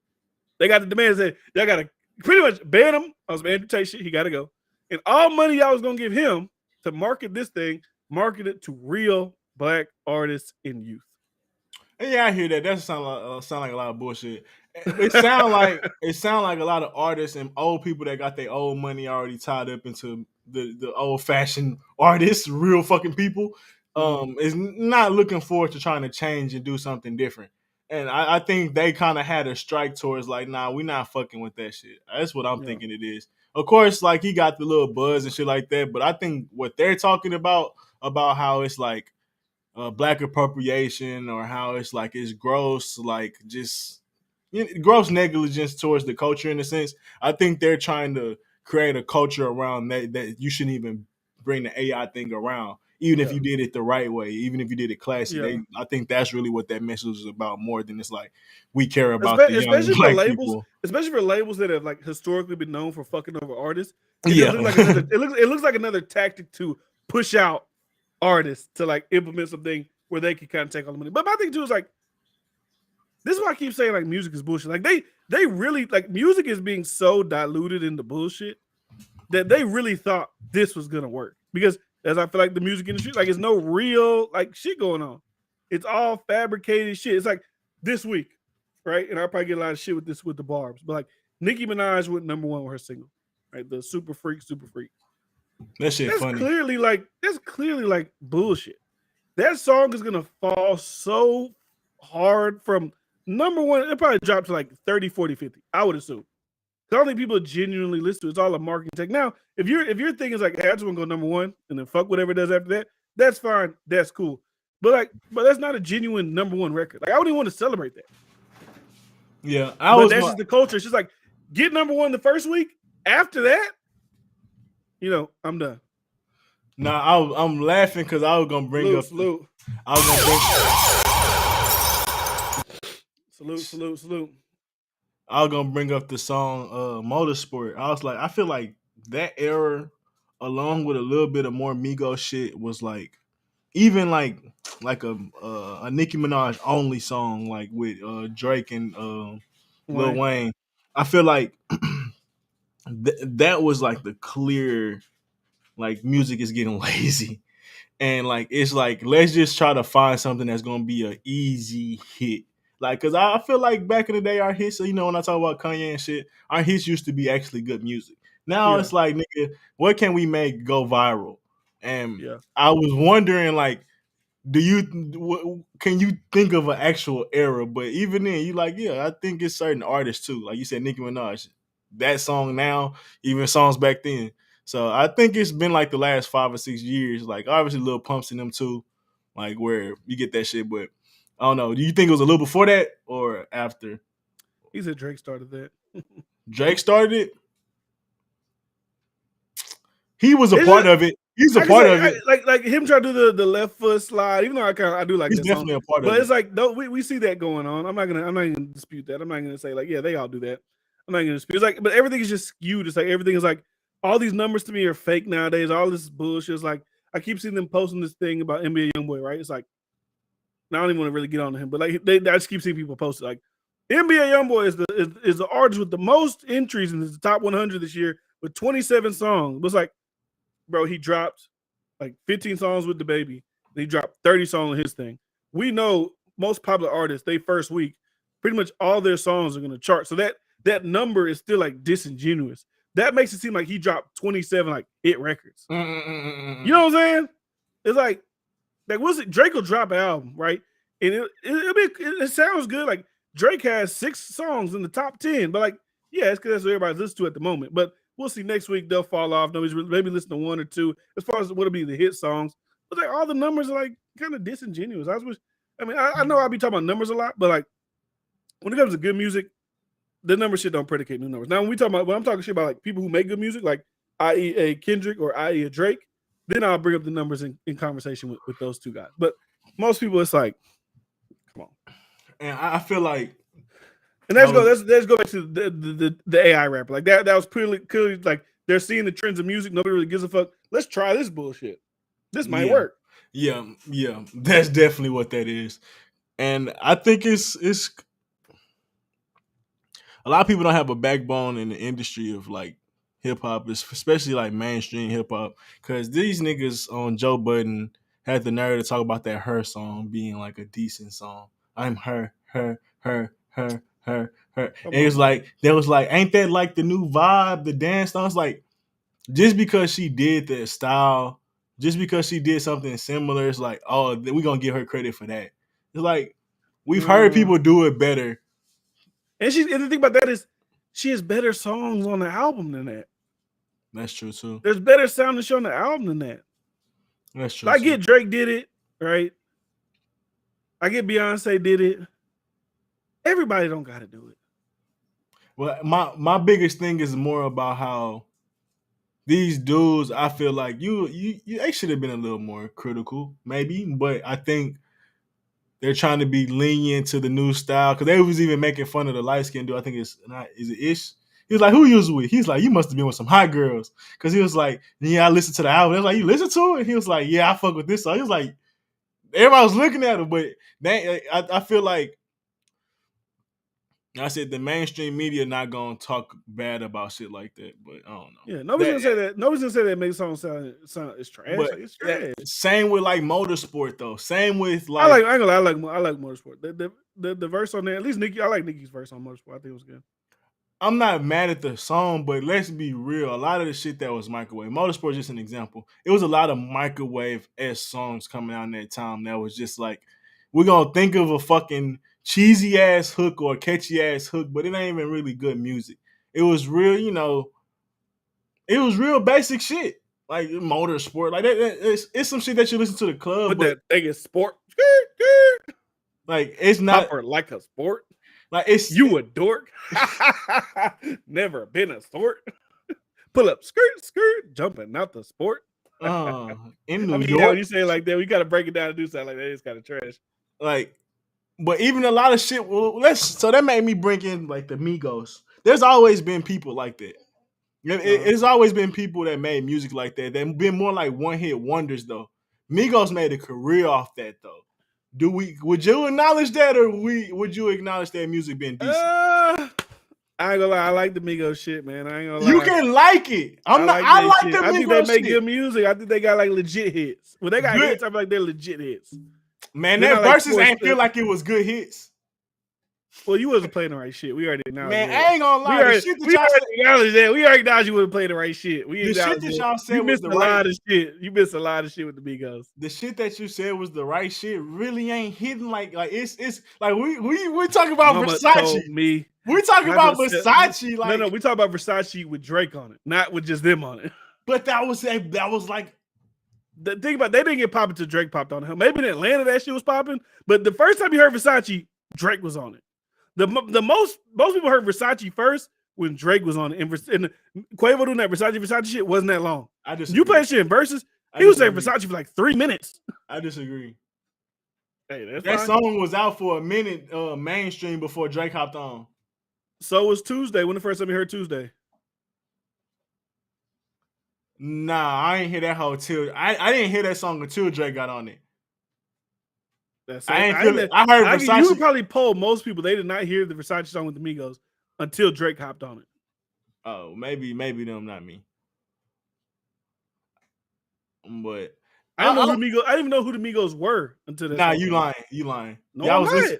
You was listening to them, but way before that song came out. Heard Versace was like the hit. They broke them out. I've never heard no Migos shit before that. Okay, maybe I'm tripping. They had another song that was like Trap House, man. But I didn't hear that until I heard Versace. We was in high school when that came out, right? Versace? I don't know. Maybe. I don't know. I don't remember. I know we was listening to Migos same time we was listening to Young Nation. Oh yeah, because I said they stole. We talking about like how they felt like they stole their little style. But yeah, maybe. But I feel like the first thing I heard was Versace with Drake on. That's first. I don't know. That's not my point though. My point is, even if it's good music, even if you like it, could you acknowledge a big portion of their like catalog is like microwave-ish? No, yeah, I can see that. But I mean, I feel like with their catalog, they got a lot of shit that I like listen to. Do you think it's hard for me to call it microwave? Do you think it's definitely microwave? It's definitely microwave. Because even with 50 Cent, like 50 Cent made club shit, but it's like that shit's still great fucking music. Like we could say Migos shit got a lane, but even then that shit value only goes so far to me when you talk about listen to makes microwave music. I was gonna ask this. But like, if you was compare Lil Jon club music to like Versace shit, like or Migos shit, I'm taking Lil Jon prime shit, but or T-Pain like prime shit, like even though it may not be like the hardest club shit. But yeah. I was gonna ask this: are there any other like dudes that we love that's like majority or a good portion is mainstream? I mean, my bad, microwave. But Future, to answer your question, yeah, I think so. Yeah. Anybody else that I like that makes microwave music, but actually big though, like a Cardi or Nicki though. I ain't talking about like J. Cole, Kendrick. They out of this conversation for sure. Yeah, they're not in that conversation. I mean, some people say that Drake's last couple albums got microwave shit on. I don't think so, but they got some. People say that, not the majority. Yeah, I don't know. I can't think about it. I mean, I just really just like the Atlanta type shit, like the Migos and maybe some Future shit. I'm gonna be real. You want to know some microwave music? Here we go. Young Boy. Oh, well, that's not even. That's some microwave shit. It's like, yeah, I mean, I just want to keep getting on to him because we talk about him like every week. But it's like I said, it's 27. Young Boy has 27 songs that have hit the Billboard 100. You can't even name 3 of them hoes. So that's like the epitome of like microwave music. But I don't know. I was just thinking of like, because I think we got consumed around a lot of that. I can say the baby makes microwave music. He got a couple pocket hits, but a lot of that shit's just microwave shit. It's like it's formula. Maybe not maybe formulaic. Maybe it's like formulaic. That's what I consider microwave. Okay, formulaic. That's what I consider. Microwave don't mean trash to me. I don't think Weeknd is microwave music. I don't think Weeknd would be microwave. Khalid, I don't listen to Khalid enough to know. I just know like the hits he got. That's like white girl Coachella, like laying in the beach or laying on like on a beach towel type music. I don't listen to shit like that. But I love that. He sings good. He's got the hit records I like. I'm not trying to diss him, but like that is the shit I'm like just clicking on. French Montana, yeah, French Montana only got like you only acknowledge French Montana hits. You don't say he got any classic albums. You don't say he got any like whatever. If French Montana ain't throwing out a hit, the record nobody gives a fuck about. Like so, most shit you could say is microwavable. Yeah, and I think when you see people like, to get to my bigger point, I think when you see people like Migos, you see people like Future able to thrive on a big part of that being microwave. I'm not going to say it's the whole thing with neither one of them. I think other people will say, well, I got to try so hard, or if that's the main focus, or even the industry, I feel like they make that the main focus of like, well, this song made this, do it like that. Do it like, let's make these type of songs. It's easy, whatever.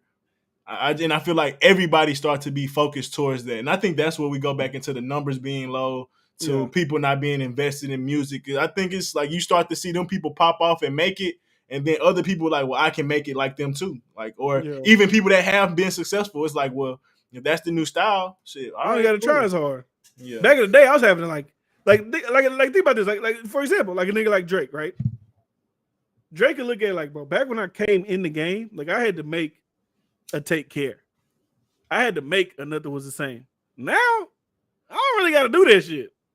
I don't really got to try that hard to. I could just package some shit together, a couple of vibes I made with 40, and kind of just throw it out there. People gonna fuck with it. Ain't no competition out there like that. Like it's like I don't really got to do too much.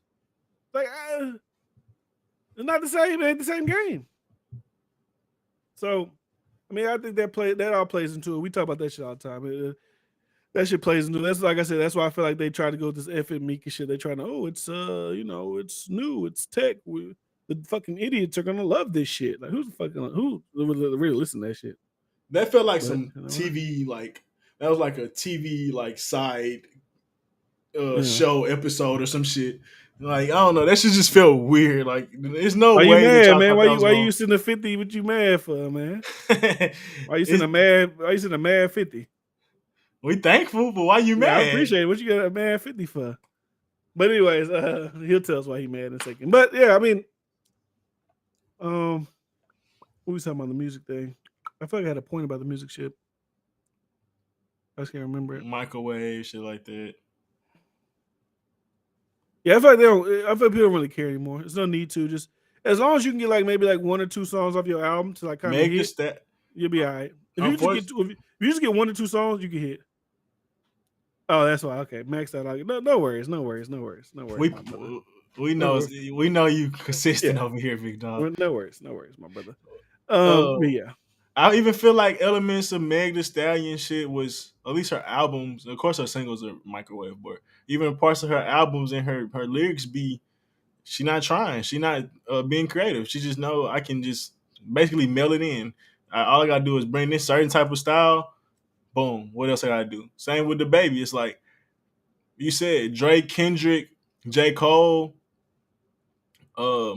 even a few other artists in that era constantly, even Kanye's kind of reinvent themselves, constantly looking for new sounds, constantly looking for new themes. But these dudes now, it's like the baby. I'm gonna stay the same. Future. It's like what? But it's not. Is it their fault or is it our fault because it's still incentivized? Like they could do the mediocre shit and still go get $100,000 for a show. They can still go get play out festivals. They can still. I think that's the thing. I think what this thing has taught me is a lot of people don't fuck with these artists the way we think they do. That's why you don't really see a lot of artists go on tour because a lot of artists can't go on tour. That's why a lot of niggas just Lil Pump in France. He was in Japan or some shit. Yeah, that's why they just hop on festivals because when you do a festival, the audience is already there, and I at least got 3 songs they probably fuck with. So they just do. It's less work. I don't gotta travel around to every city. I just gotta fucking go here, pick up. I don't know how much they get paid to do festivals. Pick up this bag, and then keep it moving. The audience is already there. I don't gotta worry about getting embarrassed by not selling tickets. I don't got embarrassed by none of that shit. To answer your question, I think it's the artist's fault though. I think they got lazy. They got used to mailing it in, and they shit ain't hitting. They shit ain't lasting like that. Versus like when they felt like it was a challenge to stay relevant, and you couldn't just make some easy music that was just gonna sound good on radio. I feel like it inspired people to be a little greater. At least the great rappers, it inspired them to be great. But even like some of our young dudes that we be saying like Roddy Ricch, why they ain't really made that leap? Many artists we be like, why they ain't really made that leap? Because it's like these dudes got to become superstars basically off social media without even having to do shit. Like Lil Yachty became a superstar before really even having to really drop any music. Like Drake wasn't on to Take Care before he really was like trending socially. And I feel like that should be the bigger the difference. And I think a lot of these young dudes, a lot of people, even old dudes, got used to the new eras and new ways too. And I think that's a part of why. I think that's because they're fucking with people. They're rewarded for it. That's what I'm saying. They're rewarded. It's like, bro, if I get on the podcast every day, and I could just be mundane and fucking boring, and I'm gonna still get 100,000 people to listen to this shit, and I'm gonna still get $1 million a year, you might fall into that because you're like, well, shit, I just gotta do the bare minimum to make it. It's like when you at work, when you know certain shit you get away with at work, you just start doing the bare minimum shit. Because you gonna keep getting a paycheck, nothing's gonna really change. your longevity now, future wise, there's only a certain amount of time you keep mailing it in, unless you're already an established superstar. Like these young guys, we're seeing them careers going from this to dead faster, whatever. They're fine with having a year and a half of festivals and bags and jewelry, and then they're kind of dead after that. I think it's playing more than just the young dudes. Kanye is not as big as he wish he could be as far as impacting music. I think Drake wish he could. I was listening. I don't know about that. I think Kanye is still bigger than a lot of people. Bigger, but he got niggas following him from state to state to state, listening to the same album every goddamn day. Obviously, he's the one of the GOATs. But we know this is a thing of talking about ego. He hates that Drake is even in the competition with him. Yeah. But I still think they fall into that not so much Kanye, but I'm just saying, like, I think they want to still be big, but then they fall into that easy shit. That's all I was saying. But I think if Drake got shitted on like really bad for this, like if people's like, this is the most horrible Drake shit that we've ever heard. This nigga is trash. Like if it was like overwhelming, right? Maybe it was overwhelming. I don't know. I would assume that the next album he puts out, he's gonna think about what he puts out next. But when everybody's like, hey, this is some good shit. Fuck it. You know, hey, we rocking with it. I got a couple classics on there, got a couple of this. If they put out some shit like this is horrible, they'll probably, you know what? Either I'm just gonna retire, like I'm done with this shit, fuck it. Or you know what, maybe I'll try a little harder this time. Maybe I won't experiment as much. Let me go back a little bit to my bread and butter type shit. So I guess I had lost my point, but I caught it back. So you said, like, these artists are basically just fall off out of nowhere because, like you said, they're mailed it in too many times. And I think that's the culture not making them be competitive as soon as they have to come in. So they start getting lackadaisical. But then I think, like, people like Meek Mill, for example, he was talking about, oh, I ain't know y'all niggas doubted me. If I count, it was at least 5 times. But I don't think it's a doubt. I just think it's you got lazy. You wasn't as creative. You wasn't as focused on being like you was when you was in your prime, where you wasn't it wasn't a time you couldn't listen to the radio and not hear Meek Mill. Yeah. So I think they all kind of succumbed to that. I thought he just had that though. Like Meek Mill? He just had that, I would say, quote unquote, not fall off with, and this is my opinion, with the new shit. Because Championships, they had radio hits. That shit was, I think that was a great album. But the new one kind of fell on his face. Don't got too many hits from it. Don't have too many shit people replaying. So like him thinking that he was getting doubted, and this is, I see in my chat a lot of people be shitting on Championships, which is fucking ridiculous to me. But in my opinion, his little fall off, you would call, just happened on that last album. Oh, okay, so I hear what you're saying, but I'm comparing it to, like, right. So what you're saying is, like, they have a great legacy. What they've done so far has been good. Even with like Meg Thee Stallion, like, who will really complain about being in Meg Thee Stallion shoes, or Lil Yachty, when I talk about how they got, their hearing gone kind of a little bit. Famous, they doing good. My thing is, when you look at the trajectory of Meek Mill, you would think he would want to be just as relevant as Drake. Like, that was his peer at one point. Same with Future. Like, they was peers at one point. You would think they want to stay on the same plateau and level. That's why, Drake be like, I'm looking down at y'all. I thought y'all gonna see at the top. Nigga, nah, I'm at the top. Nigga, what the fuck? Y'all got me fucked up. Y'all misunderstood what I was saying type shit. But I think that also has to do with the personalities. Of course. I can line up Meek Mill's last, whether mixtape or albums, against Future's, in my opinion, last mixtapes and albums. And I would say that I think Meek Mill's made better music than Future, but Meek Mill's persona isn't likable. Future is likable. He's a toxic king. We love him.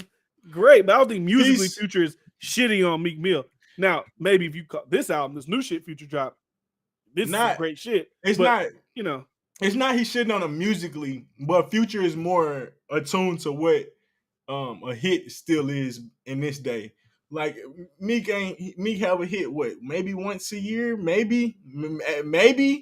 Future still know what the culture wants to a certain degree, and that's the only difference. So if you was to compare music, Meek Mill may have better albums if you was to compare apple to apple, but I think Future got shit that's bigger that keep him relevant versus like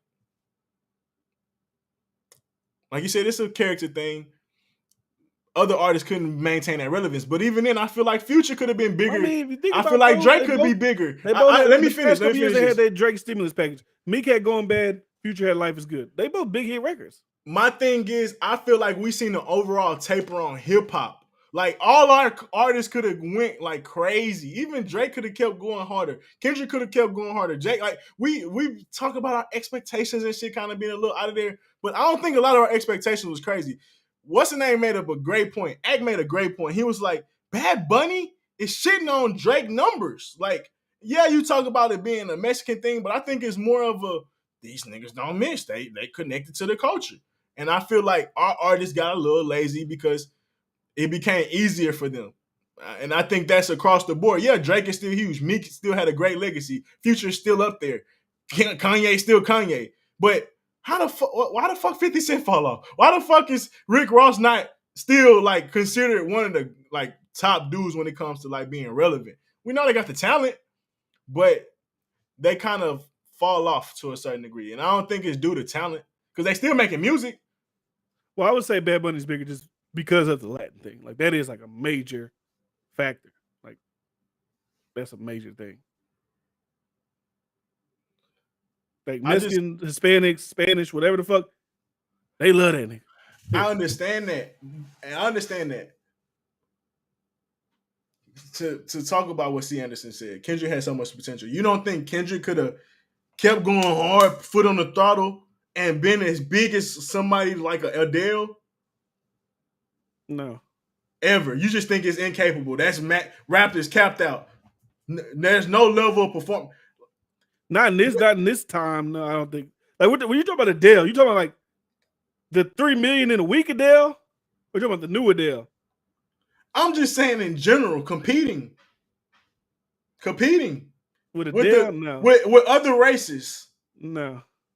Nigga said no. I just don't think so. I don't think so. I think they're better. I think they're better personally, but I just don't think so. I think the demographics is different. So let's say Wayne fucking had an amazing rock career. Mm-hmm. You don't think he's competing? No. With who? AC/DC? No. What are you talking? No, with Rolling Stones? Not AC/DC. With the other artists that's mega big in their career. That's not just black. No. Are they white? Yeah. No. Because the white people that rock, because black people probably gonna listen to that Wayne rock shit. It's gonna be the white people. So they gonna fuck with that people. Why think MGK said, you know what, fuck this rap shit. I'm gonna go be a rock star now. I'm fucking do all that bullshit. He like, maybe it's a little bit. He getting all kinds of awards. He getting best rock albums at the Grammys. He's getting best new rock or all this fucking shit like that. Yeah, I'm gonna go over here. I hear you, but it's like do you Beyonce, in my opinion, hasn't took her foot off the pedal. She don't drop every year, but I think most R&B people don't. Do you think Adele is better than Beyonce? Probably. Yeah. Yeah. You think Adele's better than Beyonce at making music? Yeah, and relevance, yeah. No, better. Like you think Adele makes better music than Beyonce? Oh, I don't listen to neither one of them. I don't know. But I'm saying, why does Beyonce do 500,000 but Adele does 3 million? Is their talent that gapped apart? No. I think Adele hits be hidden. We're talking about Beyonce, right? Yeah. Like Adele can't do a verses. Wait, are you asking me Beyonce in her prime or Beyonce right now? In her prime. Oh, I don't know then. Did Beyonce make songs as big as Adele ever? I don't know, man. No One Like You is crazy. I get it. Hello is great. Rolling the Deep is a big record. But I'm saying, because you asked me, if Kendrick would be as big of Adele. If Beyonce can't get there, Kendrick ain't gonna get there. How Michael Jackson did it then? Because he turned white. No, he was bigger before that. I know. I don't know. I don't know how he did it. I don't know. But maybe he might be an anomaly. I don't know how he did it. My thing is he didn't miss. And I feel like our artists are capable of not missing if they had. See, we give them, this nigga's the greatest or whatever because they. I ain't listen to Beyonce. I'm just answering. Actually, I listen to a little bit with my wife. It's not bad, but I ain't listen. I ain't jamming the shit. Michael Jackson in the 90s, in the 70s and 80s, and I don't know. Well, okay, let me ask you this. And you probably don't know because I don't know. Maybe you do know. What white artist was big in the 70s and the 80s and 90s? Maybe like it's not one artist, but like the Beatles. Maybe. Oh, like rock and roll shit. Yeah, or I mean, but you could argue Elvis. that probably like who I would love for an old nigga to be on. When I say old, I mean like old, like you was like 20 in the 70s. Was Michael Jackson as big as the Beatles back then? Or like, yeah, I think he was bigger. Yeah, I was saying like, what level were they at in comparison to each other? Were they like Michael's here and the Beatles are here, or was like more, maybe a little bit more, or was it like fucking big ass gap? Like, how was it? I think it was pretty. I don't know what Michael did to get that big. I mean, he made great music. He made undeniable music. I guess that's what I said. I think Michael had that different urge in him to not miss. Like I think he had that talent in him not to miss, and I think these dudes they get their flowers early, and that's fine. Like, but I think that leads to them being comfortable and not having that get thing. So big? Bro, think about it. Think about the hits, bro. Why did he get? Think about the hits. When did he not miss on the album? Every album has worldwide hits. But I'm thinking about today's, like, I feel like there's a lot of black artists that have more quote unquote hits than white artists, but they don't ever reach that. They hits don't be worldwide. They hits be hip hop culture. Yeah, that's true. But I'm talking about singers. I'm talking about like Rihanna's and shit like that. Like, why is Rihanna not selling 2 million and 3 million? Big, but that's the prime example of foot off the gas. Like, do you think Taylor Swift is so much more hit maker than Rihanna and Beyonce? No, but I think they can compete. She's white. I think that so. Let's be real. Rihanna and them will have to try harder to compete with them because we already know, right? Okay. But I think they still can compete. But Rihanna left her foot off the gas when we talking about musically competing. Oh yeah, with those numbers. She's a billionaire. She don't give a fuck. Yeah, billionaire wise, but we talking about like musically, like. No, I'm saying she's a billionaire. She don't give a fuck about music, is what I mean. Yeah. Yeah. Of course, she don't care about music. But even Beyonce is like, do they actually care about being the greatest?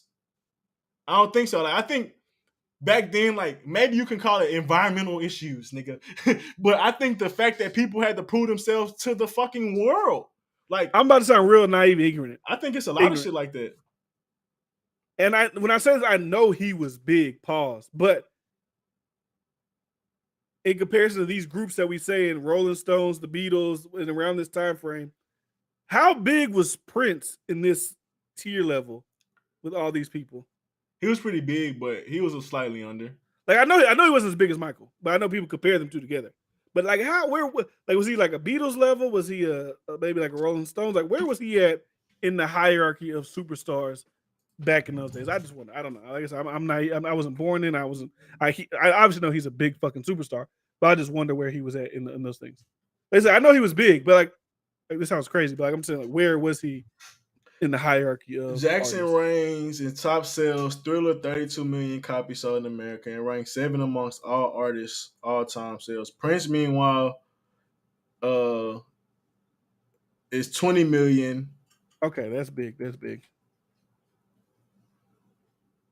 So yeah, I mean he's slightly underneath, but let me see. Michael Jackson versus Beatles.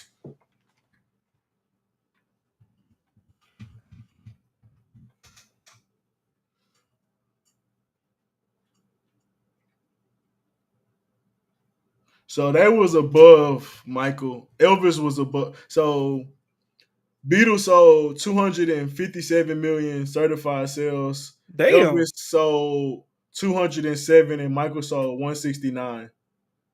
But you gotta think, bro, is Elvis really that big? Yeah. The only record I know from Elvis is "You Ain't Nothing But a Hound Dog." Is that even Elvis' song? No, not really. I don't know shit from Elvis. No, that's a white people shit. I guess I don't know shit from the Beatles either, so I guess that point doesn't really matter. Yeah, that's very true. That's very true. I don't know shit from. I can't, bro. If I had a gun to my head right now, and they said name a Beatles record, I couldn't do it. That is very true. But no, I just think Kendrick, Drake, they have the potential. They had the potential to compete with being mega uber stars. But they are. You talking about international? You talking like that, right? Yeah. That's because the internationally. That's when we. That's talk the about, metric. That's the metric. Yeah, I mean Adele ain't just selling in fucking UK. Well, when she did 3 million, when she did 3 million a week, that was just in the US. God damn. That was like Billboard top 100 US. That's technically international for her though. Yeah, for her, yeah. That's fucking crazy though. I don't know, bro. But also, to be fair, that song, that Hello shit was like the big, like, bro, when that shit dropped, that shit was like everywhere leading up to her album. When you think about it, all these artists are laughable compared to Michael Jackson as a black artist. As far as like fame and notoriety and all that shit. Not that, but like music. Like when you're talking about hits, bro. Like the impact, I guess Thriller wasn't a fucking like impact song. Like it was like deep in. I don't know. I guess Michael Jackson shit. Yeah, you can beat that with some shit. You can. Man, I'm gonna take that back. I'm just gonna be like Gold Digger versus like anything on Michael Jackson catalog. It's like, yeah. But I don't know. I don't know. I could probably pick Gold Digger or some shit. I ain't gonna lie to you. I could. Yeah. She's a Gold Digger. Way over there. I could probably like, you throw out some bullshit. I'm like, yeah, I'll pick that one. Yeah, that's what I say. I don't know. I might. He said, who is this on C. Anderson? The Weeknd and G-Eazy at the top artists. I don't know about G-Eazy. I haven't heard no G-Eazy records in I don't know how long. I don't know if you trolling. Maybe trolling. I don't know. But yeah, it's an interesting conversation. Like, what did Kendrick blow his potential of ever selling 1 million, or are the times we live in different? He blew. Or that may never happen again for a hip. Like, will a rap artist ever sell 1 million again? They had to take that crap serious. You had to take it so serious, bro. Like you had to take it more serious than Drake, and we know how great he did. Drake is like the equivalent to like Usain Bolt pulling up and like celebrating at the finish line. It's like, nigga, if you just would have kept going, Kendrick like that kind of too. It's like if you'd have just kept going. Yeah, I think honestly, if Drake don't drop another album till 2025, and he does in the first song he drops is like like whoa shit, and he actually rolls it out, he could probably do 1 million in the first week, like a legit like if Drake does, hey, I haven't dropped shit in 3 years. Take Care Part 2 is coming out. Fucking whatever. Let's just name it whatever. This Friday. You saying he can do it off antics. I think a nigga gonna have to do it off his fucking musical. That's not the time we live in. You can't do catalog. A million first week is hype. 1 million, but this is what I'm saying. You gotta be like a mix of what Lil Durk, a mix of what fucking Future. You have to be unmissable, and you got to be fucking relevant. Like when niggas talk about what Fairly Wild fell off, like how you got to be so fucking hot, but don't stop for like at least 2 or 3 years, bro. Like to sell 1 million first week. I think so, bro. When you drop an album, but that's all hype though. It's got to be all hype. Like. I don't think no black artists really have done that to a point where we like. I mean, Drake's done it, but I'm saying like Wayne, like Carter 3 was like Carter 3 is Wayne did it. That whole full of hits. That whole Wayne did it. Carter 3 ain't got nothing but hits on that bitch. That bitch full of hits. Wayne did it. There's only one way to be, and that's a top G. Top G. Yeah, top G gone, man. No, I might be speaking out of my league right now, but I feel like an artist. I think it's a way to do it, cause million first week. Who's the last artist to do 1 million first week? I was gonna ask, what's the artist to get close to that? Like 700, 800, right? Like Drake in the prime or Kendrick in their prime, they did like almost 6, 7. I think Drake did like 800. One scores a Scorpion. I don't know. He did that on Scorpion. Okay, here's the era of debuting with 1 million copies. So this is a article that came out in 2021, right? So the last album to move 1 million copies in a week was Taylor Swift's Reputation. That album sold 1.2 million in 2017. That sum was inflated though the fact that the pop star kept it from streaming. So what she did is her first album, she didn't put not first album, but that album, she said it's not gonna be on no streaming services. For the first, the first 2 weeks or something like that, you could only buy it if you wanted to hear it. I think Adele did that too when she dropped her, not the last one, but the one where she did 3 million. It wasn't on streaming service. You had to buy the shit first. And that ain't gonna always work though. No, not for certain artists. No. People be like, "Fuck it, I'll wait 2 weeks." But I was gonna read. Well, forget about it. So since then, titles by Swift and Drake have come close, but haven't quite lifted to the. So only Drake and Taylor Swift since 2017 have been close to hitting the million first week. So in 2000, fellow stars like Lady Gaga, Wayne, 50, Usher with Confessions, Norah Jones, Eminem, NSYNC, Backstreet Boys, Limp Bizkit, Britney Spears, and the Beatles have sold at least 1 million copies first week. So if you look at all those artists, only Wayne, 50 Cent. Can you name the albums? Can you name the albums for the black artists? The Carter 3, The Massacre, and Confessions. Absolute greatness. Those are amazing. Those are fucking amazing albums. So it's Kanye was close. I think Kanye did like 950 or something like that. It's not that artists haven't made masterpieces, right? It's also being able to have those songs that's just the mainstream cannot live without. You got to have a mix of both. All those albums you said, like you had great music on there, but even the singles, bro, like you can't live without them. As far as hit records, the Carter 3 might be the best album that ever came out. To me, if we're talking about like, I feel like every song on there you could consider like a hit record. I mean, I may have to go back and look at it real quick. Maybe I'm tripping, but it takes an artist. So what it would take for somebody to get a million is their absolute best. Not Kendrick in his butler ass uniform. Not Drake with the heart in his hair.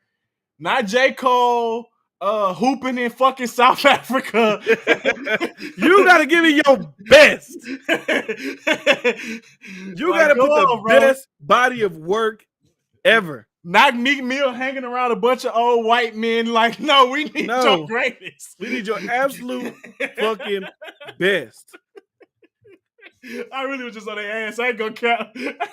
He said, not out there hooping in South Africa, not doing none of that. Yeah, Kendrick got you playing soccer and shit. Wayne Carter 3 had 3 Pete. To me, that's a big record. Fucking goated. Mr. Carter, A Millie, Got Money.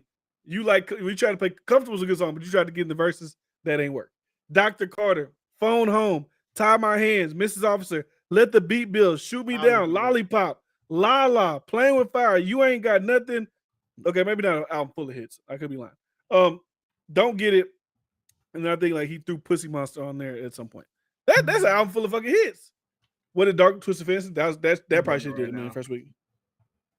It only did shortly under 496. Ooh, that's a travesty. That's a great album. But the thing about that is, I don't think the singles came out to like even like really market it. Like if I'm mistaken, a lot of people talk about how great it was, but it got its praise even a lot after.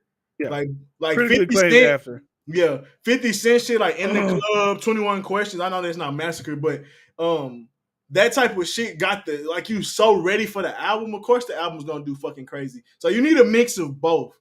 And that's what when you talk about Meek, it's like, of course he got a great album, but he kind of fell off on that hit department. And Meek was a hit maker. So for me to ask that from Meek still to today is like, nah, you a hit maker, nigga.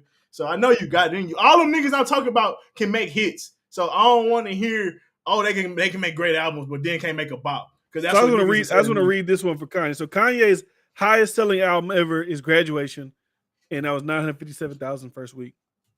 And his late registration was 860. You said, wait, what was the Graduation? I need to look up what was on there.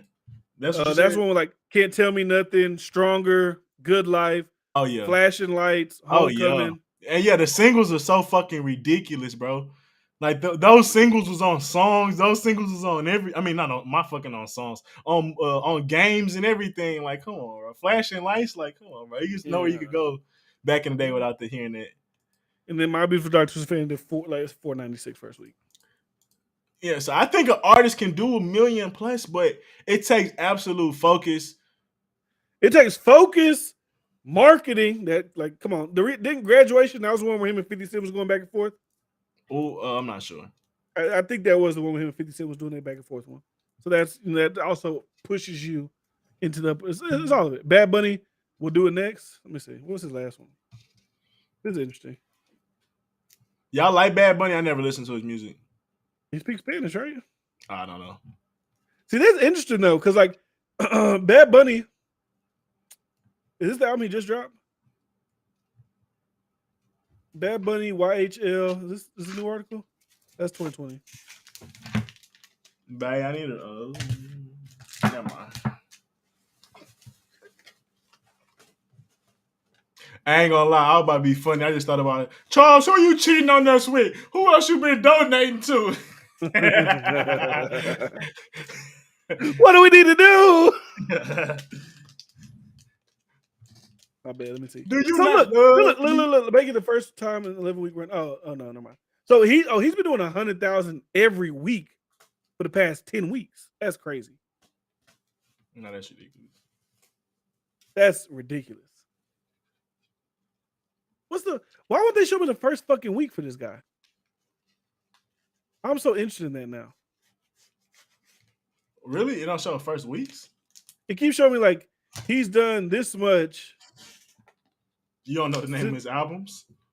I'm looking it up, but it ain't showing me.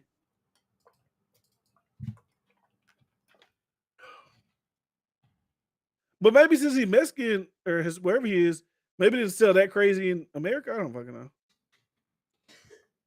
Oh, here it is. Bows with he did 261 the first week. Oh shit. Niggas be Ack was gassing that nigga up. He did 261. I mean, but he's still been doing 100,000 every week after that. None of our artists ever done that before? I don't think nobody's been doing that recently. Recently, you know it happens. But let me see. What you talking about? What about the Usman fight? Hey, man, UFC, the greatest sport out. I'm telling you right now, the greatest fucking sport in the world. The greatest sport. That boy, Joe Rogan, like he came in his seat, boy. That was like, he was like, this is what I've been waiting for. Like, that's hey, man, that's why the UFC is the great. If you don't watch UFC, you're missing out, man. I'm telling you, to me, the reason I like it is kind of like shit being on the line. Every time they fight, something is on the line. Whether it's your ranking, whether it's your position, whether it's whatever, every fight is on, something is on the line. And I was like, Usman was whooping Leon ass, dragging his ass to the mat, wrestling the fuck out of him, getting a couple jabs in. All it takes is that one goddamn second. That's all Leon needed was that damn head kick. That boy got that Rocky conversation in the corner and came like playoff football. But see, they take too long. I gotta watch 17 games to get there. Every UFC fight, whether it's just a regular fight night or it's a number thing, every fight has goddamn consequences. Every fight got a consequence for you. Because you're either going to go up in ranking, down in ranking, this and that. I mean, you can say that in football too. Like, oh, if you lose 3 games in a row, you have to think, well, it just don't feel the same. I just give me the playoffs, wait till the Super Bowl. That's why I used to love college football more than NFL because of that. Is it better to me? It's too close, bro. Because when we talk about what happened in the NFL, the Bengals making it to the Super Bowl and about to beat the Rams, and this fucking Aaron Donald literally made the last 3 tackles to like close out their drive, and all they needed was 1 yard. Like, I don't know, bro. Like, let me say this. UFC has more Super Bowls than NFL got that one, or I mean, like the playoff maybe. Where like, oh, my heart's racing, but it's gotta be like towards the end of the game. It's like, I don't know. This is just me. I don't know. Y'all feel how y'all feel. This is how I feel. I watch niggas who don't have no name. I don't know who the fuck they are. I'm like, oh, this shit's exciting. So I agree with you there, but I think the difference is with football and basketball or these other sports is like you feel like you belong with that team. So like the highs is a lot different because you're more emotionally invested. Like you can have a favorite fighter and shit like that, but not every fight your favorite fighter is fighting.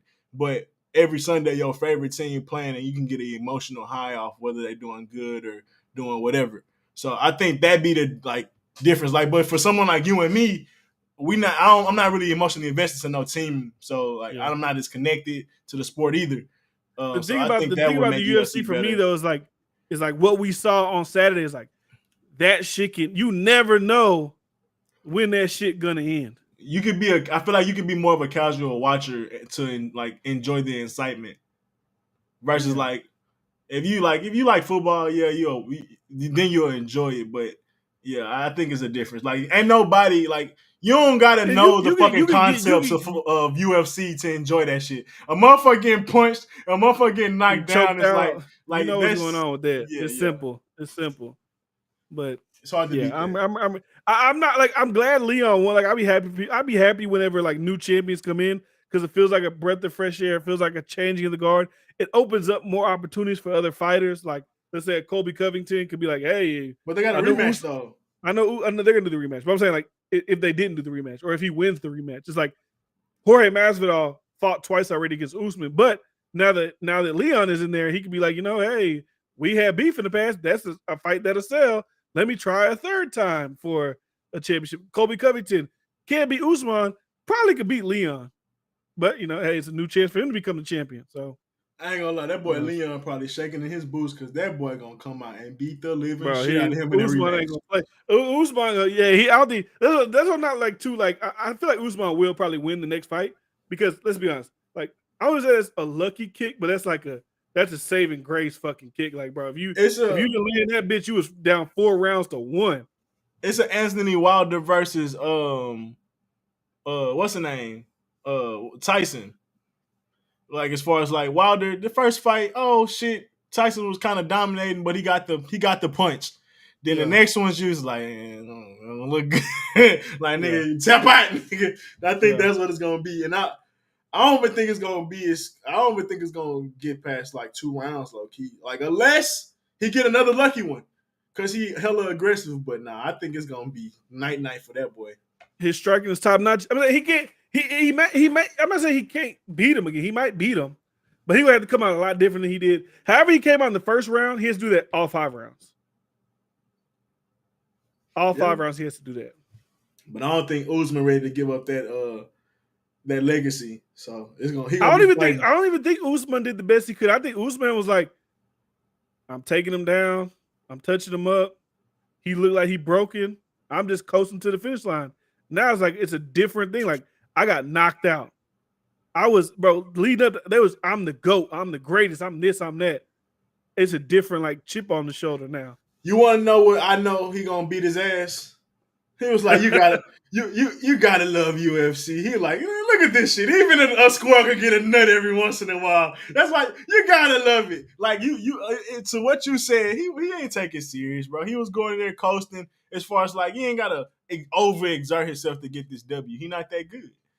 And I think, oh nah, it's like cage. Let the cage line out the fucking cage, because it's not even that he don't think people gonna think he the greatest.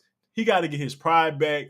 He got to show people like, and the other fighters that, hey, nah, nigga, this ain't never happening again. Like he got to come out crazy, and I think that's what's gonna happen, boy. Yeah. But we'll see, man. As far as UFC, the next fight I'm excited for. I mean, the Hamzat versus Diaz, that's cool. I feel like Hamzat's probably gonna like destroy Diaz, but that goddamn Abu Dhabi card, Oliveira versus Islam, Aljamain versus TJ, Yan versus O'Malley, Bilal versus Sean Brady, Benil versus Gamrot. That's gonna be the goddamn card. That's got fight like that. That fight card is like fucking the most stacked that I've seen in a while. That shit's gonna be crazy. When is that? That's in October. That shit's gonna be crazy. Do you think he coming back? John Jones, he come back to play. He come back to heavyweight. I can't wait then. I ain't know that. Yeah, I'm ready for John Jones to come back, do his thing. Let me see. You know, I'm ready for John Jones to come back because my interest in the UFC wasn't when John Jones was doing, like when I was watching UFC starting to was when John Jones was like getting in, almost beaten by niggas like Dominic Reyes and having good fights with Thiago Santos, but Thiago Santos broke his leg. Like I was in that era of John Jones. I wasn't into like him versus DC and him beating the shit out of Vitor. But I wasn't in that era of John Jones. Well, who is competition to be like Ngannou or something, or Ngannou, like what's the white boy's name? The white boy who's champion for a long fucking time. Stipe. You know, all them dudes. So not no easy competition. Yeah, no. But even like what's his name? I would. I'm gonna just say this, and we can kind of go to UFC shit, even though it's interesting to me. But the whole Stipe, John Jones. Oh my god, bro, Stipe is like fucking 30, not 40 years old. I don't give a fuck about him fighting Stipe. I would think Cyril Gane. I want him to fight Cyril Gane.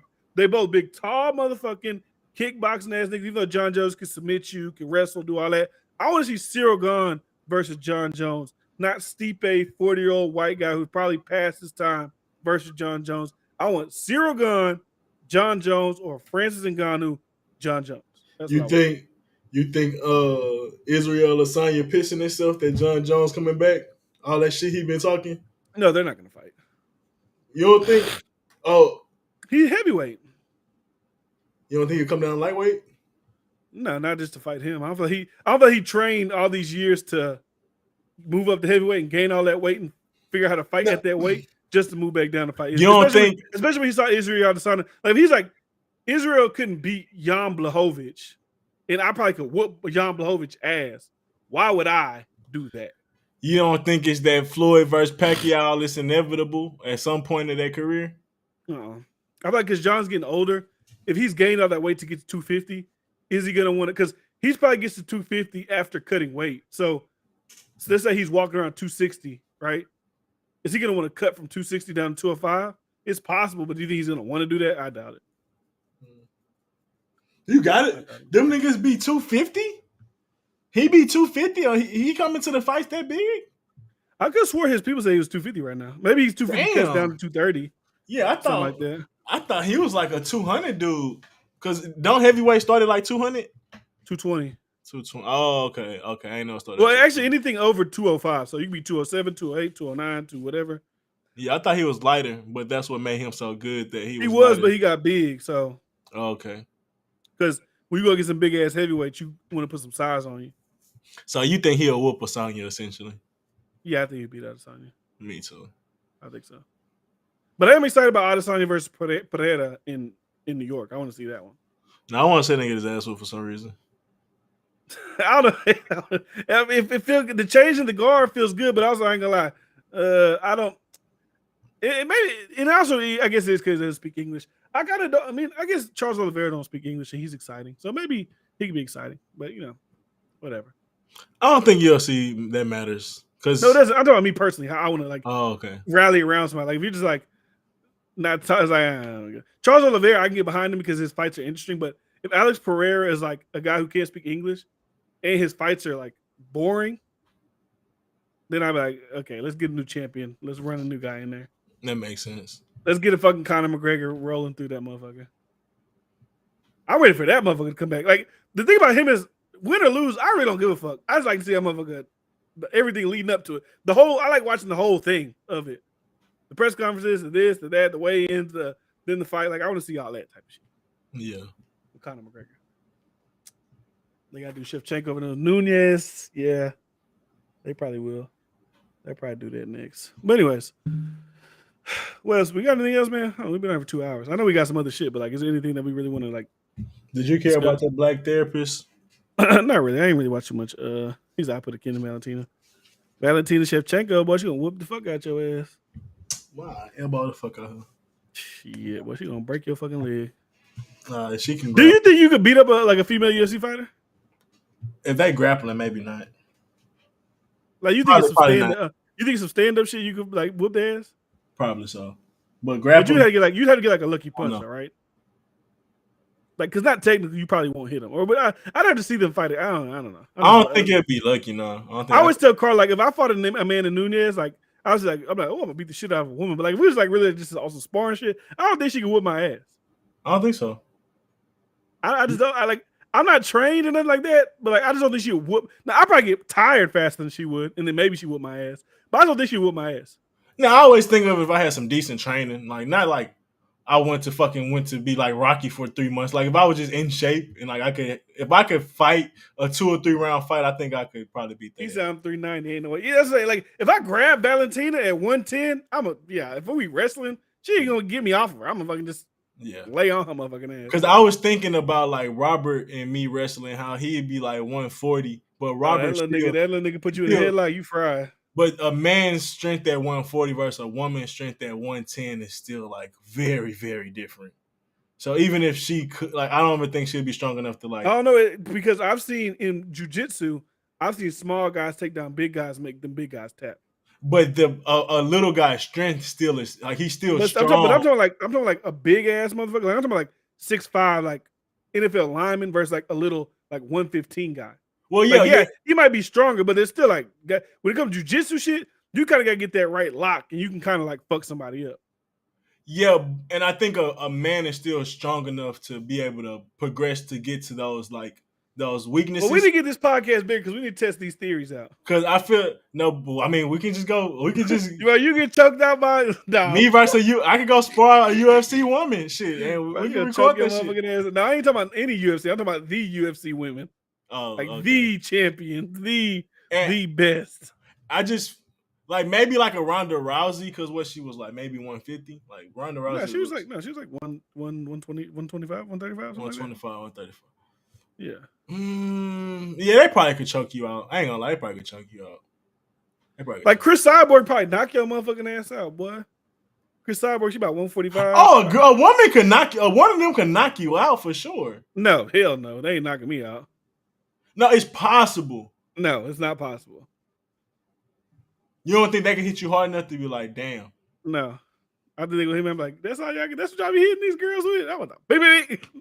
In a UFC fight, not real life, guys. But in UFC. I mean, I'm pretty sure it pissed me off more than it made me want to fold.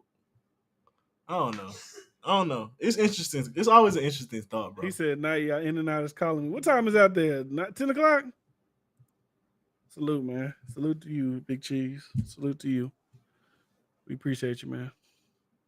They banning niggas from. I'm just talking about the UFC, big dog. That's all, man.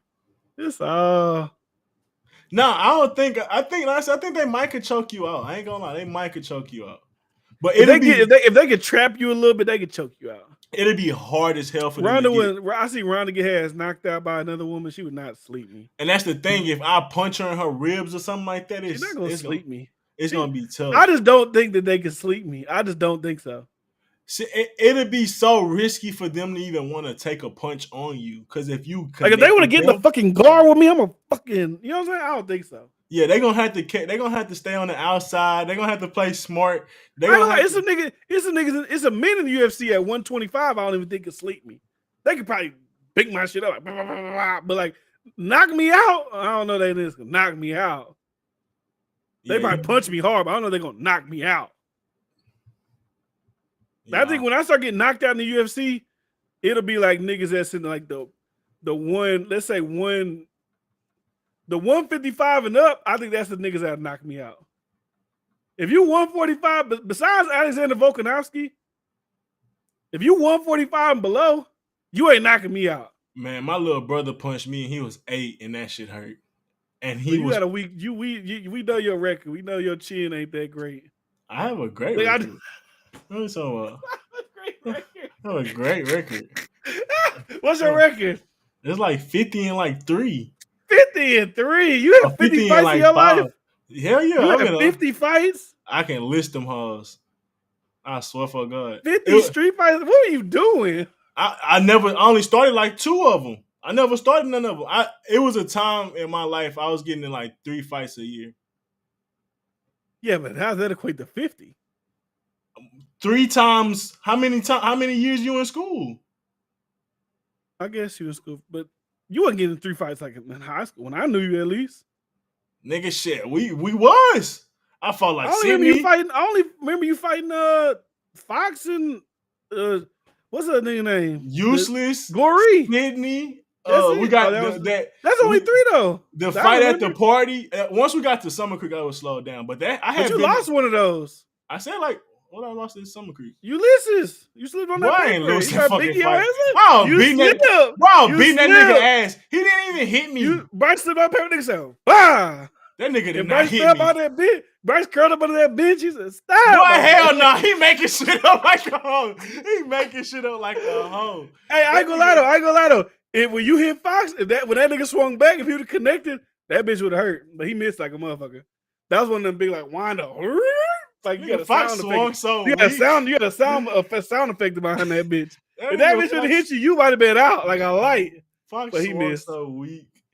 But he missed. But nah, but by the time I got the and you snuck Sydney, so I don't count. I didn't even see that fight. I'm just that talking shit shit. funny. That shit funny. But nah, it was when I was in like middle school and shit, bro. It was like nigga, when I went to Fleming, I had got like 10 fights that 1 year. Like we lived in the hood, bro. You fight for fun. Niggas pick on you for fun.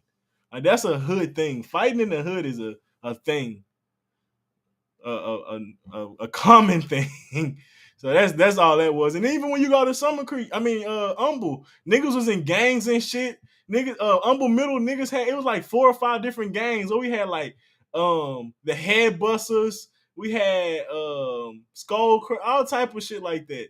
Niggas love fighting. Like it's just what it was. What it was. Krishan Rock with Rock Bryce's World. I beat her ass. I'm playing. Yeah, I wouldn't fight her. I wouldn't fight her. I'm just joking. I don't condone fight. But nah, her little aggressive ass boy, you can't play. No, with she her. too aggressive. That shit with them two, it ain't gonna end well. It's either gonna end when it could end as them just saying, you know what, this is too much. We toxic. Let's break up. Some gonna go to prison. Some gonna fucking be dead. They going down a crazy spiral path. Unless they just love that shit. I don't know. Because they could just love the toxicity and get married and fucking live in it and love it. I don't know. But I just feel like those stories typically don't end well. Especially public. Is that our... Is that our what, Whitney and Bobby? The most mid Whitney. The most mid Whitney and Bobby we got? That's the most mid. That's a trash Whitney and Bobby. I ain't gonna lie. That's the most mid. Salute to them, but that being the Whitney and Bobby is like kind of like I guess music is falling off. Music is falling off. That's the Whitney and Bobby. Music's falling off. Socially, they are, because it's like they had a toxic relationship and it was open. They did drugs together, all that type of stuff. And I mean, we let that shit rock until it fell off the hinges, essentially. Yeah. Shit. I mean, I don't think he was a direct influence of why she died or anything like that, but I mean, that relationship being the way it was definitely contributed to her going down that spiral. So yeah, I mean, no one said nothing until she died, and I mean, we care about Whitney way more than we care about both of them put together, plus some. Yeah. And even Bobby, like, that's not even a question. Like Bobby by himself, like we care about him more than we care about them. Like what he mean to music, what they mean to music is insurmountable compared to them, and we let them go till it was the worst that it could be. So there is no woman that is that like their size that I think can knock me out. Like the UFC shit, I maybe was fucking around with that shit. Maybe they could, but I don't think there's no regular chick. Bro, that's a nightmare for a woman. That's a nightmare for a UFC woman. That's a nightmare for any woman. Or, bro, nobody want to be faced up against another aggressive male that's ready to attack you, bro. That's not fun. Yeah. Like, I don't think not most men don't take that challenge on courageously. You think a woman about to, bro? The only reason she even feel that comfortable putting hands on him is because he can't do shit. I mean, essentially, yeah. I cut you off like I don't even remember what I was saying. You were saying no woman to put hands on you, but it's just like even her size being that aggressive, like I skilled literally the average man to sleep. I ain't the average man. I don't think so. I think if the average man is mad versus her, she's losing the fight.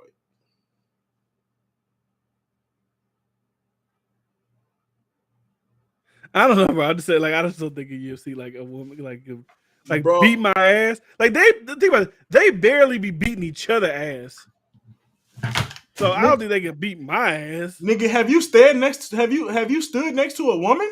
Like, bro, they're not meant to be fighting us. We talking about the stamina, they probably got the stamina on my ass. I ain't gonna, they got the stamina. We talking about 5-round championship UFC, 5 minutes, they'll probably knock my ass out at the end of round 1. But just for me being tired. But like, give us like a fast 30 or fast a minute, they gonna knock my ass out. Let us be in shape. It's over. Yeah. No, I ain't even talking about shit. I'm talking about right now. Bro, you tower over the average UFC woman. It wouldn't even be close. I'm talking about right now. One punch would damn near cripple them.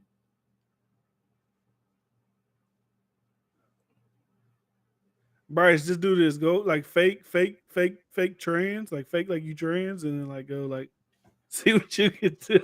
But hell no, that ain't That's the real test. Just see what you can do. Bryciana coming to the stage, 6'2", 140. You had to get down to 145. Featherweight Bryciana. That'd be crazy, bro. That'd be crazy. Get down to 145. But I don't know, we rambling now. We talking shit. So I don't know if there's anything else on the list. I saw we had Corner Rondo, but like I don't really feel like talking about death and destruction right now. Yeah, that shit was crazy, man. That shit was crazy. That shit sad. I feel bad for that man. But so I see you posted about, or you didn't post about, but you comment like someone's like, Dirk finally slid. Like, bro, y'all really celebrating like a dude dying? Like that's like the culture. Like that's like that's so weird. Like I think they think it's a video game. Like nah, somebody really died. Like these are people's like kids and like what I'm saying. Like just the fact that that's so easily celebrated is fucking insane. Yeah, and I mean, it just shows where we at, like as a society, like that's celebrated, like that's crazy. And it's highly probable that somebody's gonna get back on Lil Durk people. So it's like, well, if you care about Lil Durk, it's just stupid. It's stupid. I would hope Lil Durk wasn't involved with that shit. But I don't think he was, but yeah. Y'all see the Little League boy who got cotton put in his head? I saw that. That shit was kind of wild. I don't know why they was doing that. You seen that? Yeah, I mean, it's gonna always be a little racism. There was gonna be a sprinkle. That shit was crazy. You ain't gonna never get rid of it. Yeah, he used to be aired that shit and act like it was normal. Nah, that shit was crazy. They should cut that camera fast. They're like, oh, nope, not over here. But not good fuck. Ain't gonna be people are outraged about it, but I don't think nothing's gonna happen about it. So, hey man, open up a little Cash App, GoFundMe, call it a day. That's all you're gonna get. No, I thought you were talking about this. Y'all about to start donating? I'm talking about them. Something happened to you socially, nigga. Try to sue somebody, but most likely, bro, get you a little GoFundMe. Do both. Get you some emotional distress pay. But that was fun. Good 2 hours. It's midnight over here. Hope y'all enjoyed. Make sure y'all subscribe to the channel if you're not subscribed already. My boy Bryce doing his gaming thing. Y'all go subscribe over there as well. Absolute Sure Podcast, episode 123.